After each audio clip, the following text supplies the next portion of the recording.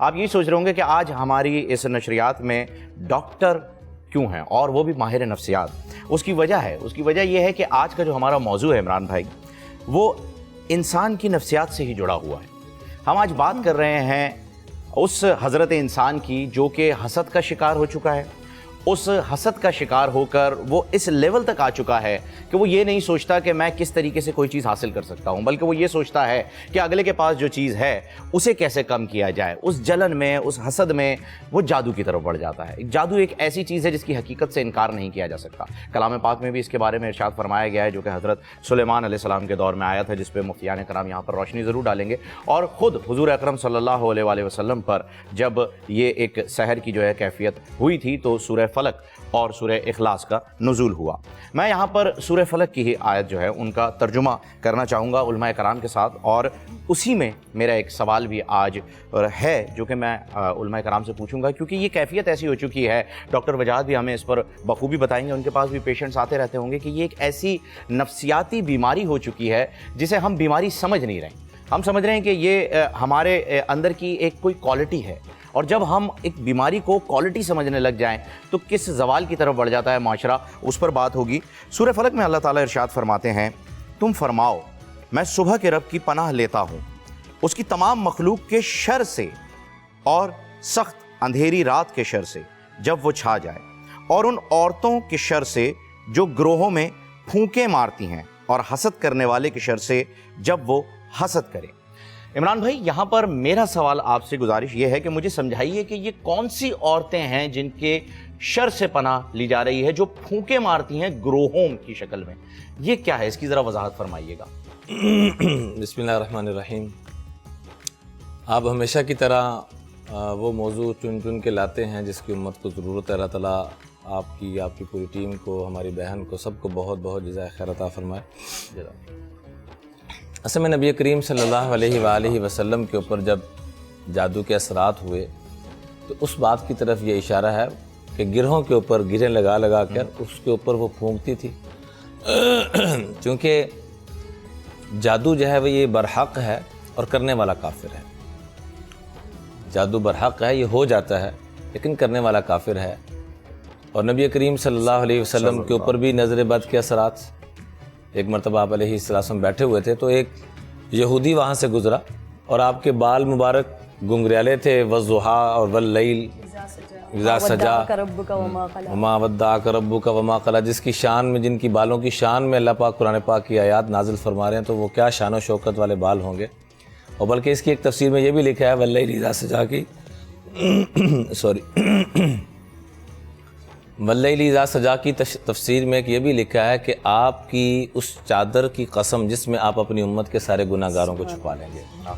تو آپ کے ان مبارک بالوں کو دیکھ کر یہودی، جسے کہتے ہیں حسد اور نظر بد کی نگاہ سے دیکھنا، تو آپ صلی اللہ علیہ وسلم کے اوپر بھی اس کا اثر پڑا. پھر سورہ فلق اور سورہ ناس یہ دو صورتیں نازل ہوئیں. ایسے ہی جس کا تذکرہ آپ نے فرمایا کہ گرہوں پر پھونکے مارنے والی ومن شر النفاثات فی العقد، تو اس وقت بھی لوگ موجود تھے.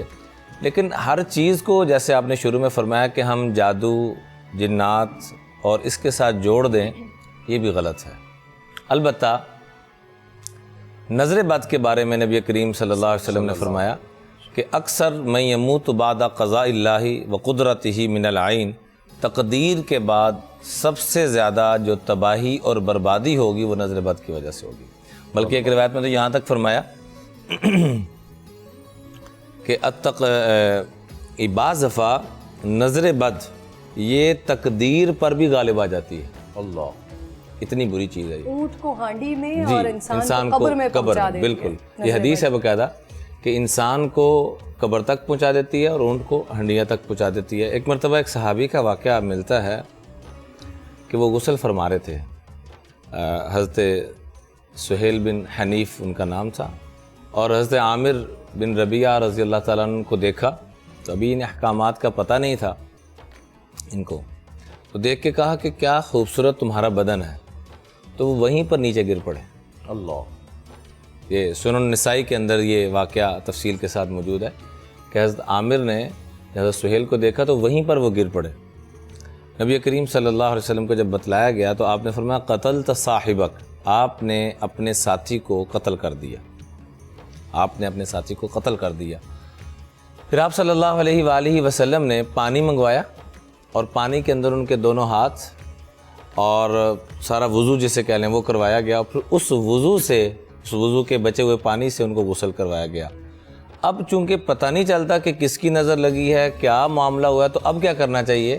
ایک تو سورہ فلق، سورہ ناس، انشاءاللہ اس میں ہمارے روحانی اسکالر انتہائی محترم قبلہ آغا منہاج صاحب رہنمائی فرمائیں گے انشاءاللہ اس کے بارے میں، اللہ ان کو جزائے خیر عطا فرمائے۔ روزانہ کی بنیاد پہ اچھی اچھی باتیں بتاتے رہتے ہیں۔ اگر ان کی اجازت ہو تو میں ایک دو چیز عرض کرنا چاہوں گا کہ فرمایا کہ سورہ فلق اور سورہ ناس اور سورہ اخلاص، یہ تینوں صورتیں جو بندہ صبح و شام 3 مرتبہ کم از کم پڑھ لے، کم از کم، زیادہ جتنا ہو سکے، تو حدیث پاک کے الفاظ ہیں کہ ہر قسم کے شر سے تم بچ جاؤ گے۔ اور اگر پھر بھی گزارا نہ ہو، مراد یہ کہ نظر زیادہ لگ گئی ہے، معاملہ حل نہیں ہو رہا، تو اس کا بزرگان دین نے ایک مجرب وظیفہ، آغا صاحب انشاءاللہ رہنمائی فرمائیں گے، اس میں ایک چھوٹا سا وظیفہ میں عرض کرنا چاہوں گا جس کو ہم نے خود بھی آزمایا ہے کہ پانی کے اندر ہاتھ رکھیں۔ اب آج کل تو نہیں پتہ کہ کس نے جادو کیا ہے یا کس نے نظر لگائی ہے، تو اس کا کیا طریقہ فرمایا؟ نظر یوں ہاتھ رکھیں اپنے اس میں پانی کے اندر، فہم بھائی، یوں ہاتھ رکھ کے، اور اس میں سورہ فاتحہ 11 مرتبہ 7 مرتبہ، آیت الکرسی بھی 7 مرتبہ، اور آخری 4 صورتیں، چاروں قل یا ایھا الکافرون، قل ھو اللہ احد، قل اعوذ برب الفلق اور قل اعوذ برب الناس، سورہ فاتحہ، آیت الکرسی اور آخری 4 قل، یہ پڑھ کے دم نہیں کرنا، اس پانی کو آپ مکس کر کے تو اس سے آپ غسل کر لیں، 21 دن تک اس میں ناغہ نہ کریں۔ اللہ کے فضل و کرم سے آپ کو واضح محسوس ہوگا کہ بڑے سے بڑا پہاڑ بھی جو کندھوں پہ آ چکا ہے یہ دور ہونا شروع ہو جائے گا۔ لیکن اس کے ساتھ میں ایک وضاحت ضرور کرنا چاہوں گا کہ ہم جو گمان کرنا شروع کر دیتے ہیں کہ فلاں کا بیڑا غرق ہوا ہوگا، ہاں جی، اکثر رشتہ داروں پر جی الزامات لگ جاتے ہیں، بھابھی نے کروا دیا ہوگا، بھابھی نے کروا دیا، نند نے کروا دیا، فلاں ساس نے کروا دیا۔ اللہ کا واسطہ پہلی بات یہ کہ اتنا فارغ کوئی نہیں ہے کہ اکثر آپ یہ جملہ فرماتے ہوتے ہیں، اتنا فارغ کوئی نہیں ہے۔ اور دوسری بات یہ ہے کہ جادو، واقعتاً جو جادو ہے بہت مہنگا علاج ہے، وہ ہے شیطانی عمل، اور اس میں بہت زیادہ پیسے کا بھی ضیاع ہے اور ایمان کا بھی ضیاع ہے، دونوں چیزیں ختم ہو جاتی ہیں، پیسہ بھی اور وہ بھی، بدبخت ترین عمل بھی ہے، بدبخت ترین عمل بھی ہے۔ تو اس میں عام طور پہ لوگ ادھر جاتے نہیں، عموماً یہ کینسر تک مریض کا چلے جانا، فلاں بڑی بڑی بیماریاں، ان کا اکثر تعلق نظر بد سے۔ تو اس لیے نظر بد سے بچنے کے لیے 3-4 میں نے دعائیں عرض کی ہیں، ایک تو آخری 3 صورتیں صبح و شام، اور پھر وہ وضو پانی میں ہاتھ ڈال کے اور اس کا غسل کر لیا جائے۔ تیسرے نمبر ایک چھوٹی سی دعا ہے، اللہم بارک فیہ ولا تضر، اس کو ہر نماز کے بعد پڑھا، جس کا ترجمہ یہ بنتا ہے کہ اللہ میری تمام نعمتوں میں برکت بھی عطا فرما اور اس کو ہر قسم کے ضرر سے بچا، خاص طور پہ حسد والے ضرر سے بچا۔ تو ان چیزوں کا اہتمام کیا جائے، اور ان سب سے بڑھ کر جو چیز ہے صدقہ تدفع البلا، صدقہ بڑی سے بڑی بلاؤں کو ٹال۔ اور وہ دعا بتا دیں ناظرین کے لیے، اللہم بارک فیہ ولا تضر، اللہم بارک فیہ ولا تضر، اے اللہ میری تمام نعمتوں میں برکت عطا فرما اور ہر قسم کے ضرر سے بچا۔ ایسی سورہ قلم کی آخری 2 آیات ہیں ان کا پڑھنا۔ تو ان چیزوں کے اعمال کی طرف ہم متوجہ ہوں، نہ کہ لوگوں کی طرف کہ فلاں کا بیڑا غرق ہو گیا۔ ساری امت مل کر یہ میں بڑے ادب سے درخواست کروں گا کہ اپنے دل دماغ میں یہ بات ہم بٹھا لیں، اللہ کے محبوب علیہ الصلاۃ والسلام کی بات پہ یقین کرتے ہوئے کہ وَاعْلَمْ أَنَّ الْأُمَّةَ لَوِ اجْتَمَعَتْ عَلَىٰ أَنْ يَنْفَعُوكَ بِشَيْءٍ لَمْ يَنْفَعُوكَ إِلَّا بِشَيْءٍ قَدْ كَتَبَهُ اللَّهُ لَكَ۔ سارے مل کے نفع دینا چاہیں تو بہن ہمیں نفع نہیں مل سکتا، نفع وہی ملنا ہے جو اللہ نے میرے آپ کے مقدر کیا، اور سارے مل کے نقصان دینا چاہیں تو وہی نقصان پہنچنا جو اللہ نے لکھا۔ بہت خوبصورت بات۔ اور سورہ قلم کے جو آپ نے آیات کا تذکرہ کیا تو قرآن حکیم میں موجود ہے کہ اور ضرور کافر تو ایسے معلوم ہوتے ہیں گویا اپنی نظر بد لگا کر تمہیں گرا دیں گے۔ جب قرآن سنتے ہیں اور کہتے ہیں یہ ضرور عقل سے دور ہے، اور یہ یعنی قرآن پاک تو نصیحت ہے سارے جہان کے لیے۔ تو ناظرین، پرانے دور میں جب آقا علیہ الصلوۃ والسلام کا دور تھا اور اس سے پہلے، تو لوگ بہت زیادہ شہرت رکھتے تھے، جانے جاتے تھے اس بات پر کہ نظر بد لگا دیں گے۔ باقاعدہ لوگ ہائر کیے جاتے تھے، آئیں اور اپنی آنکھوں کے اندر جو وہ مقناطیسی قوت موجود ہے آ کر بیٹھیں، لوگوں کو دیکھیں اور پھر اس کے بعد نظر لگائیں۔ آقا علیہ الصلوۃ والسلام کا بھی اسی طرح سے ایک واقعہ ملتا ہے کہ آقا علیہ الصلوۃ والسلام بیٹھے ہوئے تھے، کہیں تلاوت یا خطابت فرما رہے تھے، اور اسی دوران ایک یہودی وہاں پر آتا ہے اور کوشش کرتا ہے آقا علیہ الصلوۃ والسلام کو نظر لگانے کی، نظر بد حسد کی نظر سے دیکھنے کی، تو آقا علیہ الصلوۃ والسلام لا حول ولا قوت الا باللہ پڑھتے ہیں، اور اس کے بعد اس کی جو نظر کا وہ تاثر ہوتا ہے وہ زائل ہو جاتا ہے۔ ایک تو اس بات کو ہم علماء کرام کی جانب مزید آگے لے کر چلتے ہیں، دوسرا جادو کے بارے میں کہ جادو کرنا اور کروانا، جادو سیکھنا اور سکھانا یہ کفر ہے۔ اللہ رب ذوالجلال قرآن پاک میں یہ فرماتے ہیں، حضرت سلیمان علیہ السلام کے بارے میں آپ نے تذکرہ کیا فہیم، تو وہاں پر بھی اللہ رب ذوالجلال کی جانب سے جو لوگ یہ سمجھتے تھے کہ حضرت سلیمان جادو کرواتے ہیں، تو اس کو بھی قرآن پاک میں کلیئر کیا گیا ہے کہ وہ جادو کروانے والا عمل نہیں تھا۔ اس پہ بھی علماء کرام انشاءاللہ العزیز روشنی ڈالیں گے۔ میں آپ کے پاس علامہ صاحب آپ سے اس بات کا آغاز کرنا چاہتی ہوں، ہم نے ہزار پروگرامز کیے ہیں اس بات پر کہ جادو کرنا، جادو کروانا گناہ ہے، کفر ہے، لیکن آج میں چاہتی ہوں کہ ہم اس ٹاپک پہ بات کریں، یہ جو جادو سیکھتے ہیں بدبخت ترین غلیظ ترین عمل کرا کے، یعنی کہ آپ کو غلاظت میں اتر کے مکمل طور پر آپ کو وہ اشیاء تمام کھا کے جو اللہ رب ذوالجلال نے حرام قرار دی ہیں، وہ تمام اشیاء کھا کے طہارت کا خیال نہ رکھ کے نماز روزے سے دور رہ کر یہ بدبخت ترین گندہ ترین عمل سیکھنا پڑتا ہے جسے جادو کہتے ہیں، اور اس کے بعد پھر آگے لوگوں کی زندگیوں کو برباد کرنے کے لیے، خراب کرنے کے لیے ہم اس عمل کو، جیسے عمران بھائی نے کہا کہ مہنگا ترین عمل ہے، تو اس سے پہلے جو کرنے والا ہوتا ہے وہ اپنی زندگی کو کتنی نحوست میں ڈالتا ہے، کتنی بدبختی میں ڈالتا ہے، تب اس عمل کا آغاز کرتا ہے۔ ذرا اس پر روشنی ڈالیے گا تاکہ ہمارے دیکھنے والے ناظرین اور وہ تمام، معاف کیجیے گا مجھے یہ بات کرنی پڑے گی، لیکن یہ وہ تمام چھوٹے ذہن جو سوچتے ہیں کہ کچھ نہیں ہو پا رہا تو اللہ کے بجائے یہ جادو ٹونوں والوں کے اوپر ذرا اعتقاد رکھ کے ان کے اوپر چلے جائیں اور ان سے کام کروا لیں، ذرا یہ بتا دیجئے لوگوں کو کہ یہ کرنے والے، کروانے والے اللہ رب ذوالجلال نے ان کے لیے کیا فرمایا۔ بسم اللہ الرحمن الرحیم۔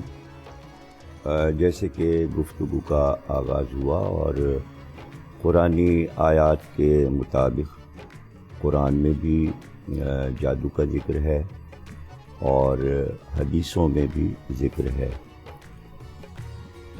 جادو پر تفصیل کے ساتھ ان کتابوں میں جادو کی قسمیں، جادو کس طرح ہوتا ہے، جادو کرنے والے کون لوگ ہیں، ان کتابوں میں آپ کو تفصیل سے ملے گا جہاں معجزے پر لکھا گیا ہو، اور اس میں یہ وضاحت کی گئی ہے قرآنی آیات میں اور حدیثوں میں کہ معجزہ اللہ کی طرف سے ہے اور جادو ابلیس کی طرف سے ہے، شیطان کی طرف سے۔ جب تک جادوگر شیطان کو خوش نہیں کرے گا تب تک وہ اس کو وہ نہیں سکھاتا ہے۔ تو آج کل تو خیر بہت زیادہ دنیا کے ہر ملک میں جادو کا بہت زیادہ چرچا ہے، اس لیے کہ شیطانی چیزوں کا عروج ہے اس دور میں اور وہ سب ہم دیکھ رہے ہیں۔ تو اس کی وجہ سے مسلمانوں کے لیے، امت کے لیے سرکار نے قرآن کو شفا قرار دیا، اور آپ نے ہر جادو کی جو بھی قسم ہے اس کے لیے ویسی آیت یا ویسا سورہ آپ نے مقرر کیا۔ مثلا اگر جنوں کی طرف سے ہے، شیطان جنات اگر کر رہے ہیں تو سورہ جن کی تلاوت سے پتہ بھی چل جاتا ہے کہ آیا جناتوں کا اثر ہے یا ان کی طرف سے یہ شر ہوا ہے، اور اس سے شفا بھی ہوتی ہے سورہ جن سے، جو کہ 72واں سورہ ہے، سورہ نو کے فوراً بعد، 71ویں سورہ کے بعد۔ اور سورہ طٰہٰ جو ہے، چونکہ اس میں جادو کا ذکر تفصیل سے ہوا ہے، اس لیے جہاں بھی کسی گھر پر اگر جادو کا اثر ہو یا کسی شخصیت پر ہو تو سورہ طٰہٰ پڑھ کر اس پہ پھونکی بھی جائے، سورہ طٰہٰ کا پانی بھی پلایا جائے، اور وہ پانی جس پہ سورہ طٰہٰ پڑھا گیا ہو گھر کے کونوں پر اگر چھڑک دے تو وہ گھر کا جو جادو ہے وہ ختم ہو جاتا ہے۔ اور اسی طرح سورہ یاسین ہے، یعنی کتنا ہی سخت جادو کیا گیا ہو لیکن سورہ یاسین کی تلاوت سے وہ کٹ جاتا ہے۔ اسی طرح چاروں کل جو کہ 30ویں پارے میں جہاں پر قرآن ختم ہو رہا ہے، یہ چاروں کل نازل ہی اس لیے ہوئے کہ امت کو تحفے میں دے دیا جائے یہ کہ جہاں کہیں بھی جادو کے اثرات ہوں آپ گھر پر لگائیں، دروازوں پہ لگائیں، پڑھیں، گلے میں بچوں کے پہنا دیں. یہ تعویذ کہلاتے ہیں ایک طریقے سے چاروں کل. اور یہ امام حسن امام حسین السلام کے گلے میں رسول اللہ نے چاروں کل ڈال دیے تھے تاکہ نظر بد سے بچوں کو محفوظ. یہ امت کو سکھانے کا ایک عمل تھا. تو چونکہ حسد جو ہے، جو جادو کی تفصیل جہاں سے شروع ہوتی ہے، جہاں سے بتاتے ہیں، اس میں پہلا چیپٹر جو ہے وہ یہ بتاتے ہیں کہ پہلا جادو حسد ہے. حسد سے جادو کی ابتدا ہوتی ہے اور وہ حاسد جو ہے وہ جو نظر لگا رہا ہے وہ ایک طرح کا جادو کر رہا ہے. اچھا، اس میں ہوتا یہ کہ وہ یہ نہیں چاہ رہا کہ جیسے کسی کے پاس بہت خوبصورت گاڑی ہے، مکان اچھا ہے، اس کے پاس دولت ہے یا لباس اچھا پہنا ہوا، وہ یہ نہیں چاہ رہا ہے کہ ایسا ہمارے پاس ہو جائے. وہ یہ چاہ رہا ہے اس کے پاس نہ رہے. اسی یہاں سے حسد شروع ہوتا ہے. اور قرآنی آیات میں جہاں جہاں اللہ نے ذکر کیا ہے، اور اس میں اللہ نے یہی کہا ہے کہ اگر ہم نے کسی کو فضل عطا کیا ہے، ہم نے کسی کو نعمت دی ہے، تو تم اس سے حسد کرو گے. یہ سوال کیا اللہ نے کہ ہماری دی ہوئی نعمت پہ تم نظر لگا کر حسد کرو گے. تو سرکار کے لیے کہا گیا کہ ہم نے اپنے حبیب کو کتاب اور حکمت دی ہے، کب تک تم حسد کرو گے آل ابراہیم سے. مشہور آیت ہے یہ. تو اس کو حسد کے لفظ کو رکھتے ہوئے سامنے سب سے زیادہ اشعار جو اردو کے ہیں وہ سب سے زیادہ غالب نے حسد پہ شعر کہیں اور کمال شعر کہیں. تو ہمیں ادب کی طرف بھی اس کو دیکھ لینا چاہیے اور ادبی لحاظ سے بھی بتا دینا چاہیے. تو نظر بد ہے، لگتی ہے، یہاں تک کہ سرکار نے فرمایا کہ ایک پتھر کو بھی اگر نظر لگ جائے تو وہ چٹک کے ٹوٹ جاتا ہے. اور کسی جانور یعنی کہ ایسے واقعات ہیں کہ اچھے فربا اونٹ ہیں، قداور ہیں، خوبصورت اونٹ ہے، اور کسی نے بس یہ کہہ دیا کیا خوبصورت اونٹ ہے، وہ مر گیا، وہ گر گیا. تو اسی لیے ہے کہ کسی کو آپ ٹوکیں نہ. دیکھیے یہ معاشرے کا ایک بڑا المیہ ہے کہ ہر آدمی اچھے طریقے سے رہنا چاہتا ہے، اور وہ معاشرے میں یہ چاہتا ہے کہ اچھے سے اچھا لباس پہنے، صحت اس کی اچھی رہے، اور اچھی چیزوں کا استعمال کرے. اب اس کے لیے بالکل منع ہے کہ آپ اس کو دیکھتے ہی فوراً ٹوک دیں. تو اس کے لیے بھی دعا ہے کہ پہلے آپ ماشاءاللہ کہیں، اس کو ورد کریں، ایک دم سے کسی کو ٹوکے نہیں کہ نظر لگ جائے گی. تو یہ سکھانا ہے بچوں کو. مائیں بیٹوں کو سکھاتی ہیں کہ کسی کو ٹوکو نہیں، اور بزرگ منع کرتے ہیں کہ بھائی اگر وہ اچھا کپڑا پہنے ہیں تو آپ کاہے کے لیے وہ کر رہے ہیں نظر لگا. اچھا علامہ صاحب، ایک بڑا مسئلہ ہے فہیم صاحب کہ ہم جو ہے نا سو کالڈ لبرلز اور وہ سیکولر ٹائپ کے بن گئے ہیں. تو اب ہم فیس بک پر جب اپنے بچوں کی تصویریں لگاتے ہیں یا اپنی کچھ پکچرز لگاتے ہیں، اور اس کے بعد اگر کوئی بڑے ان کو منع کریں کہ بھائی تصویریں نہ لگائیں، تو فوری طور پر جواب آتا ہے کہ یہ انگریز کے بچوں کو نظریں نہیں لگتی، ہمیں ہی نظریں لگتی ہیں. تو جب قرآن پاک میں نظر بد کے بارے میں موجود ہے، سورہ فلق بھی موجود ہے، آقا علیہ الصلوۃ والسلام کے دور سے ہمیں یہ ساری چیزیں ملتی ہیں، تو پھر ہم کون ہوتے ہیں اس بات پر سوال اٹھانے والے؟ بلکہ ہمیں تو چاہیے کہ اپنے بچوں کی ہم حفاظت کریں ان ساری چیزوں کے ساتھ. ظاہر سی بات ہے کہ جو آپ نے جس طرف اشارہ کیا ہے، انگریز کے بھی بچے ہیں، لیکن انگریز کے پاس جو ہے بیشتر کے پاس قرآن پاک نہیں ہے. درست. ان میں کم تعداد ہے جو کہ اہل ایمان ہیں. جیسا کہ علامہ صاحب نے ابھی جو حوالے دیے ہیں وہ سارے قرآن پاک کے ہیں، عمران بھائی نے بھی اسی طرف سے اشارے دیے ہیں. تو ہمارے پاس یہ علم پہنچ چکا ہے الحمدللہ. ہمیں اس علم کی روشنی میں اپنے اعمال آگے بڑھانے ہیں، اور ان چیزوں کے اوپر ضرور جو آپ نے بتایا اپلوڈ کرتے ہیں تصویریں اور فوراً ٹوک لگ جاتی ہے بزرگوں کی طرف سے، بڑی ہی صحیح لگتی ہے. کیونکہ یہ میں نے خود آزمایا ہے کہ جب بھی میں نے کبھی اپنے بچوں کی کوئی ویڈیو یا کوئی پکچر اپلوڈ کی ہے وہ فوراً بیمار ہوئے، اور اتنا شدید بیمار ہوئے ہیں کہ ہفتہ 10 دن نکل گئے، اور اس کے بعد مجھے افسوس ہوا اور پھر ان ویڈیوز کو پکچرز کو ڈیلیٹ کرنا پڑا. یہ ذاتی میں نے اپنے اوپر آزمایا ہوا ہے. یہ سیم میرے ساتھ بھی ایگزیکٹلی یہ ہو رہا ہے. تو ڈاکٹر وجاہت بھی ہمارے پاس موجود ہیں. آج میں علماء کرام سے تو اس بارے میں بالکل گفتگو کروں گا اور کرتے ہی رہتے ہیں. میں چاہ رہا ہوں کہ جن لبرلز کا اگر ذکر نکل آیا ہے ان تک بھی ایک واضح پیغام پہنچ جائے. تو ڈاکٹر صاحب آپ کے پاس تو پیشنٹس آتے رہتے ہوں گے, آپ کو کیا لگتا ہے یہ جو سوچ ہے, یہ جو حسد, یہ جو جیلسی ہے, کس وجہ سے انسان میں پیدا ہو رہی ہے؟ اور فہیم اگر آپ کے سوال کے ساتھ میں ایک سوال اور ایڈ کر دوں, آپ مانتے ہیں بحیثیت ڈاکٹر نظر بد آپ مانتے ہیں؟ کیونکہ یہ نظر بد کے حوالے سے ڈاکٹرز اس چیز کو تصور نہیں کرتے, مانتے نہیں ہیں. بڑا دونوں بہت اچھے کوسچنز ہیں. نمبر ایک تو یہ کہ ڈاکٹر تو میں بعد میں ہوں, بے شک پہلے ایک مسلمان ہوں الحمدللہ. اور مسلمان بننا ایک اتفاق نہیں ہے, یہ ایک ٹریننگ ہے. جب آپ بچے ہوتے ہیں پھر آپ بڑے ہوتے ہیں تو آپ کو جیسے جیسے آپ کے گھر کے جو ماں باپ ہیں اور مولانا ہیں جو چیزیں سکھاتے ہیں وہ بہت پکی یاد رہ جاتی ہیں, بالکل ذہن نشین ہو جاتی ہیں, اور وہ آپ کے سب کانشیس انکانشیس میں ایسی بیٹھ جاتی ہیں کہ آپ جتنے بڑے بھی بن جائیں وہ چیز رہتی ہے.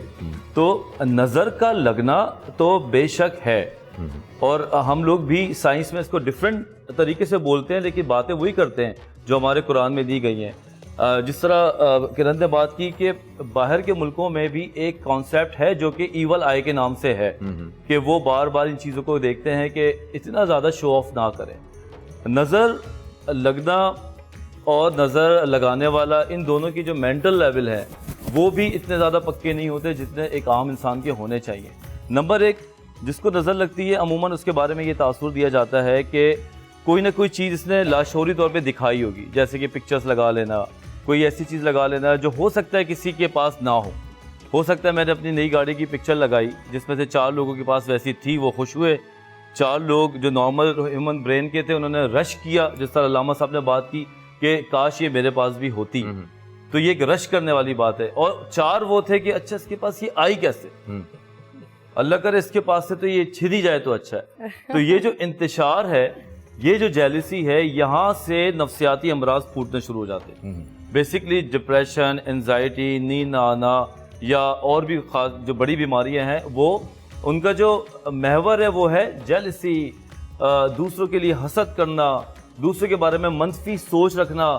کوئی کتنا اچھا لگ رہا ہے تو کیوں لگ رہا ہے, یہ تو بہت اچھے کپڑے پہن کر آ گئی ہے, یہ تو اتنے اچھے جوتے پہن کے آ گیا ہے. اب یہ جب نیگیٹیوٹی دماغ میں گھستی ہے تو وہ نیگیٹو کیمیکلز اور ہارمونز جو ہے نا وہ ہمارے دماغ کے اندر غلبہ کرنا شروع ہو جاتا ہے, اور وہ اسٹمک سے شروع ہوتا ہے سارا معاملہ. وہ دماغ سے جاتا ہے اور اسٹمک پہ پہلے حملہ کر دیتا ہے, جس کو کہتے ہیں باڈی مائنڈ کنیکشن. آپ کو پیٹ خراب ہو سکتا ہے, آپ کے اندر گڑگڑ ہو سکتی ہے, ایسیڈیٹی ہو سکتی ہے. پھر ہم کہتے ہیں کہ ہمارے اندر کے جسم یا نظام خراب ہو رہا ہے, لیکن ہم اپنے دماغ کو اور سوچ کو صحیح نہیں کرتے. ہم نے یہ تک دیکھا ہے, بلیو کریں کہ لوگ ہیں سب کے پاس, ان کے پاس سب چیزیں ہیں, لیکن وہ دوسروں کو اپنے جیسا ہونا نہیں چاہتے. وہ نہیں چاہتے کہ یہ ہمارے جیسا ہو جائے, یہ ہمارے جیسا ترقی کر جائے, اور ان کو بٹھانے کے لیے ان کے اوپر جادو ٹونا تک کرتے ہیں. اور حالانکہ اتنا ہوتا نہیں ہے جتنا قرآن میں دیا گیا ہے, وہ تو ایک ہمیں ایک ایکیڈیمک لیول کے لیے پڑھا دیا گیا ہے کہ یہ چیزیں ہیں, ابھی خیال کرنا ہے. اب نظر لگانے والے کو بھی چاہیے کہ وہ چیزوں کو کمپوز کرے, وہ اتنا زیادہ شو آف نہ کرے. ہمیں پتہ ہے کہ ہمارا معاشرہ غریب طبقہ زیادہ ہے, اگر ہم ان چیزوں کو دکھائیں گے تو لوگ جیلس بھی ہو سکتے ہیں اور حسد بھی کر سکتے ہیں. حسد بھی ہو سکتا ہے, اور پھر ان کے اندر ایک احساس کمتری بھی پیدا ہو سکتا ہے. لیکن جو آپ نے نظر بد والا پوائنٹ کلیئر کر دیا نا, اور جہاں پر آپ نے بتایا کہ دماغ سے شروع ہوتا ہے معاملہ اور پھر اس کے بعد سٹمک تک جاتا ہے جو آپ کو پریشان کرتا ہے. وجاہت میں دوبارہ آپ کے پاس آؤں گی اور پھر ہم جادو پہ بات کریں گے, لیکن اس سے پہلے عابد بھائی آپ کی جانب یہی سوال لے کر آنا چاہتی ہوں جہاں پر انہوں نے اپنی بات کو اینڈ کیا ہے. دماغ سے یہ معاملات شروع ہوتے ہیں اور پھر سٹمک تک جاتے ہیں, اور پھر فی زمانہ ہمارے ساتھ مسئلہ کیا ہے, ہمارے ایک دم درد شروع ہوا جی معدے میں اپنے دماغی خلفشار کی وجہ سے, اور ہم نے یہ سوچنا شروع کر دیا کسی نے جادو کروا دیا, بیمار ہو گئے, مرنے والے ہیں, جادو کروا دیا ہے, میری چیزوں پہ نظر لگ جائے گی اور اب کچھ نہ کچھ ہو جائے گا. یہ مینٹالٹی ہو گئی ہے ہماری. جیسے کہ عمران بھائی نے بتا دیا کہ جادو کروانا بھی بہت زیادہ مہنگا کام ہے, اور پھر اس کو سنبھالنا مطلب کوئی ایسی چیز نہیں ہے کہ آپ کے اوپر ہوا اور کل صحیح ہو گیا. یہ پوری زندگیاں لوگوں کی برباد کر دیتا ہے. مینٹالٹی ہماری کیا ہے. عمران بھائی نے اس زمرے میں نہیں بتایا کہ وہ افورڈ نہیں کر پائے, انہوں نے ایسے ہی بتایا کہ مہنگا کام ہے. میرے پیچھے آپ کا ہاتھ تھا, ضرورت نہیں مجھے. نہیں میں ایسے ہی بتا رہا ہوں کیونکہ عمران بھائی ہمارے بھائی ہیں, ان سے تھوڑی سی چلتی رہتی ہے. افورڈیبلٹی کا ایشو ہے, اور اس کے بعد افورڈ کرنے والے کے بعد پھر وہ اس کو ویسے بھی برداشت کرنا جادو کو, ایسا نہیں ہے کہ آج ہو اور کل ختم ہو. بسم اللہ الرحمن الرحیم. میں اس کو تھوڑا الگ اینگل سے دیکھتا ہوں. سب سے پہلے تو یاد رکھیے کہ جب تک بے وقوف لوگ زندہ ہیں عقل مند بھوکا نہیں مرے گا, بالکل ٹھیک کہا جاتا ہے. ہمارے ہاں دیواروں پر ٹھیکے پر دی ہوتی دیواریں کہ بھائی عامل ناگی باوا جاگی باوا. واہ واہ ہاں واہ جی، واہ واہ. آئیے ہر مسئلے کا علاج محبوب آپ کے قدموں میں ہے، اور جو آپ کی من کی مراد ہے وہ پوری ہوگی، لیکن میرے کو 100 روپے پہلے دے کے جانا. ہاں جی. پہلے میری مراد پوری کرنا. میں بغیر پیسوں کے چیک کوئی نہیں کرنا میں نے. تو کسی نے 500 لینا، کسی نے 1000 لوگوں سے مانگ کے، منہ انہوں نے خود کبھی نہیں دھویا ہوتا، اور ہم جو ہے نا وہ آپ کا گھر پاک صاف کر دیں گے، اور خود وہاں سے اتنی بدبو آ رہی ہوتی ہے، اور یہ ہمارے بے وقوف لوگ وہاں لائن لگا کے کھڑے ہوتے ہیں کہ یہ جو ہے کچھ نہ کچھ کر ہی دے گا بابا. یاد رکھیے، پوری دنیا جمع ہو جائے، نبی پاک صلی اللہ علیہ وسلم نے فرمایا کہ تجھے نقصان پہنچائے مگر نہیں پہنچا سکتے. بے شک. صرف اتنا جتنا تیرے نصیب میں. اور پوری دنیا جمع ہو جائے کہ تجھے فائدہ پہنچائے تو نہیں پہنچا. بے شک. مگر اتنا جتنا تیرے نصیب میں. بے شک. ملنا وہی ہے جو نصیب سے ہے. نصیب کی 3 قسمیں ہیں، معلق ہے، شبہ مبرم ہے، مبرم ہے. مبرم انبیاء کی دعا سے بھی تبدیل نہیں ہوتی.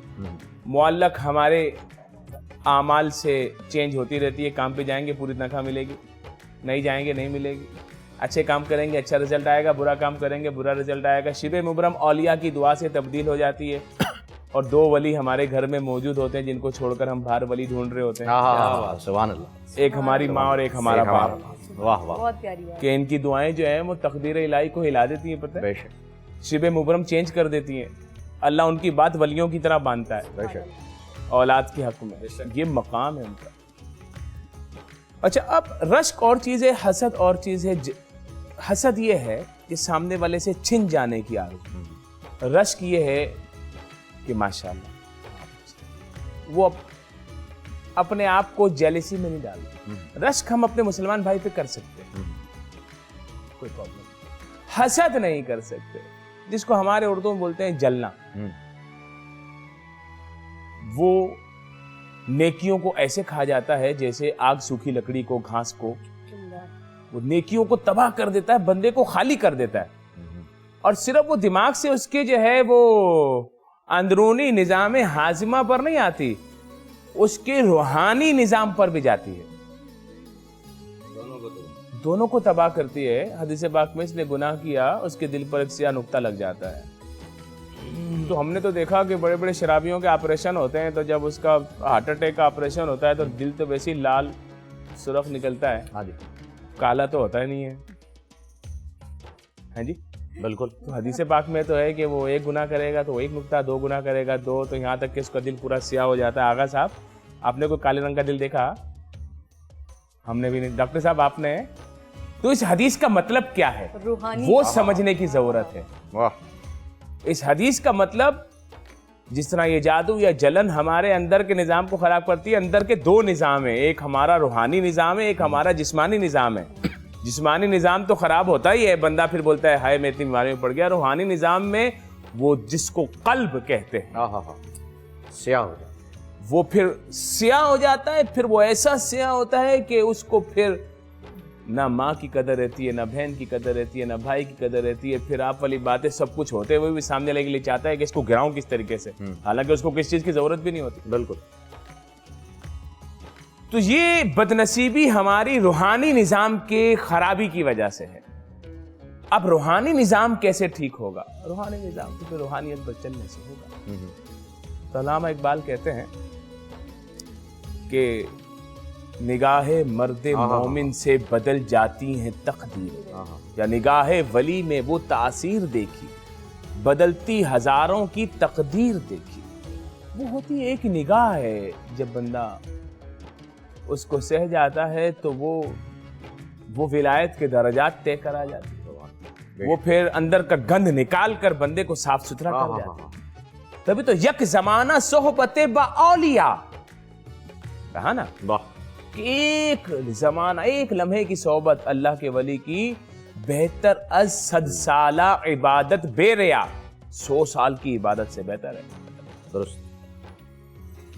اب میں نے اس اینگل سے کر کے اب آپ کو اس طرف آتے ہیں کہ نظر بد حدیث پاک میں ہے کہ انسان کو قبر میں اونٹ کو دیگ میں اتار دیتی ہے اور دیکھتے دیکھتے لوگ گر جاتے ہیں. عرب کے تو بڑے مشہور لوگ تھے. وہ چیل کو دیکھ رہا تھا ایک کیسی اڑ رہی ہے، اسی ٹائم آ کر گری ڈھس. बिल्कुल ऐसे ही होता था वो। कुरान मजीद फुरकान हमीद की सूरह कलम की आखिरी 2 आयत वो वाज़ेह तौर पर इस नजर बद की तरफ आपको इशारा कर रही हैं, जो मेरी बहन ने तर्जमा पढ़ा था। बिस्मिल्लाहिर्रहमानिर्रहीम। व इन यकादुल्लज़ीना कफरू लयुज़लिक़ूनका बिअबसारिहिम, कि जो काफिर लोग हैं ना, ये काफिर लोगों की वो वाली सिफत बयान की जा रही है। प्यारे हबीब सल्लल्लाहु अलैहि वसल्लम ये अपनी नजरे बद से आपको नुकसान पहुंचाना चाहते हैं, गिरा देना चाहते हैं। नुकसान तो अल्लाह नहीं होने देता। अल्लाह ने फरमाया है कि वल्लाहु यासिमुका, अल्लाह ने तुझे बचा लिया इन लोगों से, अल्लाह बचाने वाला है। बेशक। लेकिन प्यारे हबीब अलैहिस्सलातु वस्सलाम पर यह आयत करीबा नाजिल फरमाकर क़यामत तक मुसलमानों को बता दिया कि ऐसी नजर भी होती है। अच्छा, अब नजर बद जो होती है ना, ये इंसान की भी होती है और जिन की भी होती है। जिनों में भी नजर बद। जिनों में भी, और जिन इंसान को भी लगाता है। अच्छा, हिसाब किताब दोनों से लिया जाएगा, मुकल्लफ दोनों हैं, शरीयत के पैरोकार दोनों हैं, निज़ाम दोनों का है, हमसे ज्यादा है। जादू टूने में भी जिन्नात का इस्तेमाल बहुत है, नजरे बद में भी जिन्नात का इस्तेमाल बहुत है।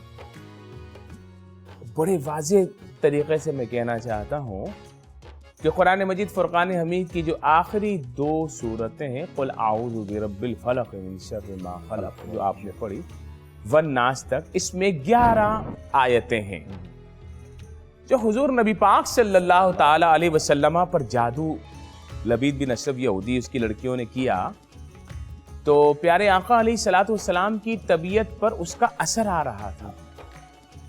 याद रखिए, उस तबीयत के असर से तबलीग दीन या उन मामलात पर कोई फर्क नहीं पड़ता, लेकिन जो जाहिरी जिस्मानी हालत है वो असरात को कबूल करने वाली है।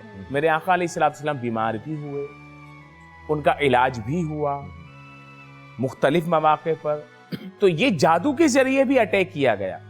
तो अल्लाह रब्बुल इज़्ज़त ने जिब्राइल अलैहिस्सलाम को भेजा, प्यारे हबीब अलैहिस्सलातु वस्सलाम फलां फलां कुएं में फलां जगह पर ये चीजें।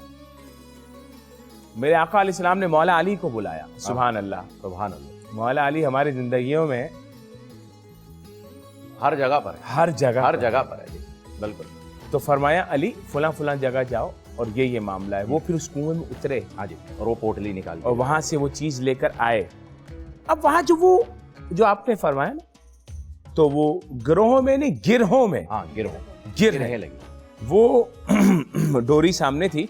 अब मेरे आका अलैहिस्सलातु वस्सलाम पढ़ते जाते थे कुल आऊज़ु बिरब्बिल फलक, एक खुलती थी, एक गिरा खुलती थी। कुल आऊज़ु बिरब्बिल फलक मिन शर्रि मा खलक व मिन शर्रि गासिकिन इज़ा वक़ब व मिन शर्रि नफ़्फ़ासाति फ़ी उक़द व मिन शर्रि हासिदिन इज़ा हसद। 5 खुल गई, अब 6 बाकी रह गई।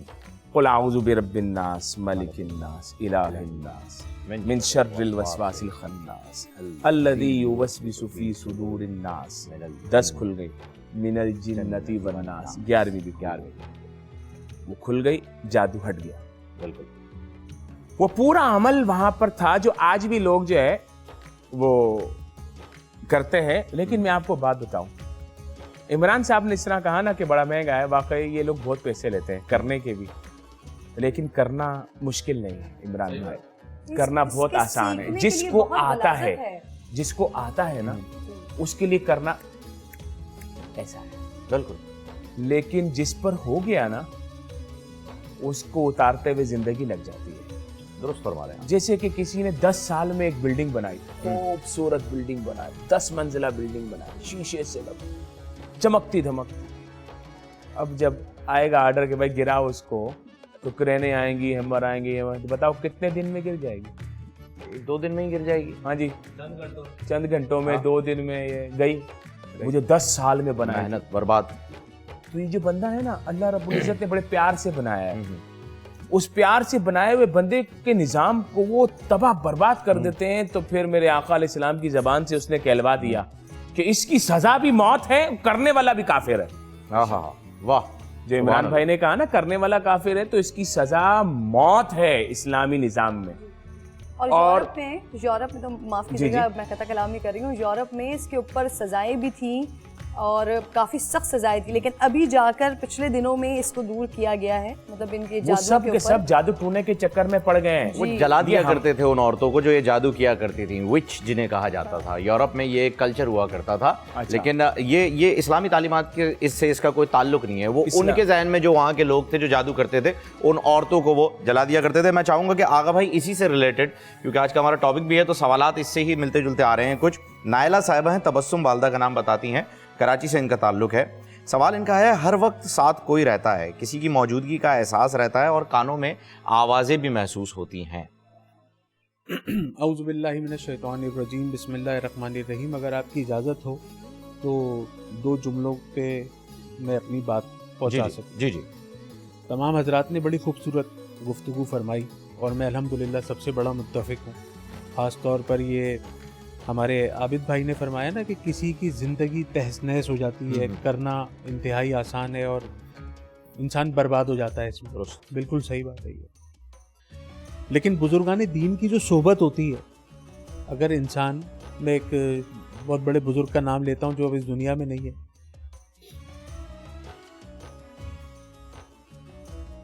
کیا خوبصورت شخصیت تھے نورانی صدیقی رحمت اللہ علیہ.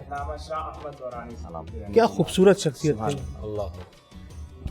اللہ تعالیٰ ان کو سلامت رکھے جہاں پہ جس درجات میں جنت کے وہ موجود ہے, اور اللہ ان کے صدقے ہماری بخشش و مغفرت فرمائے.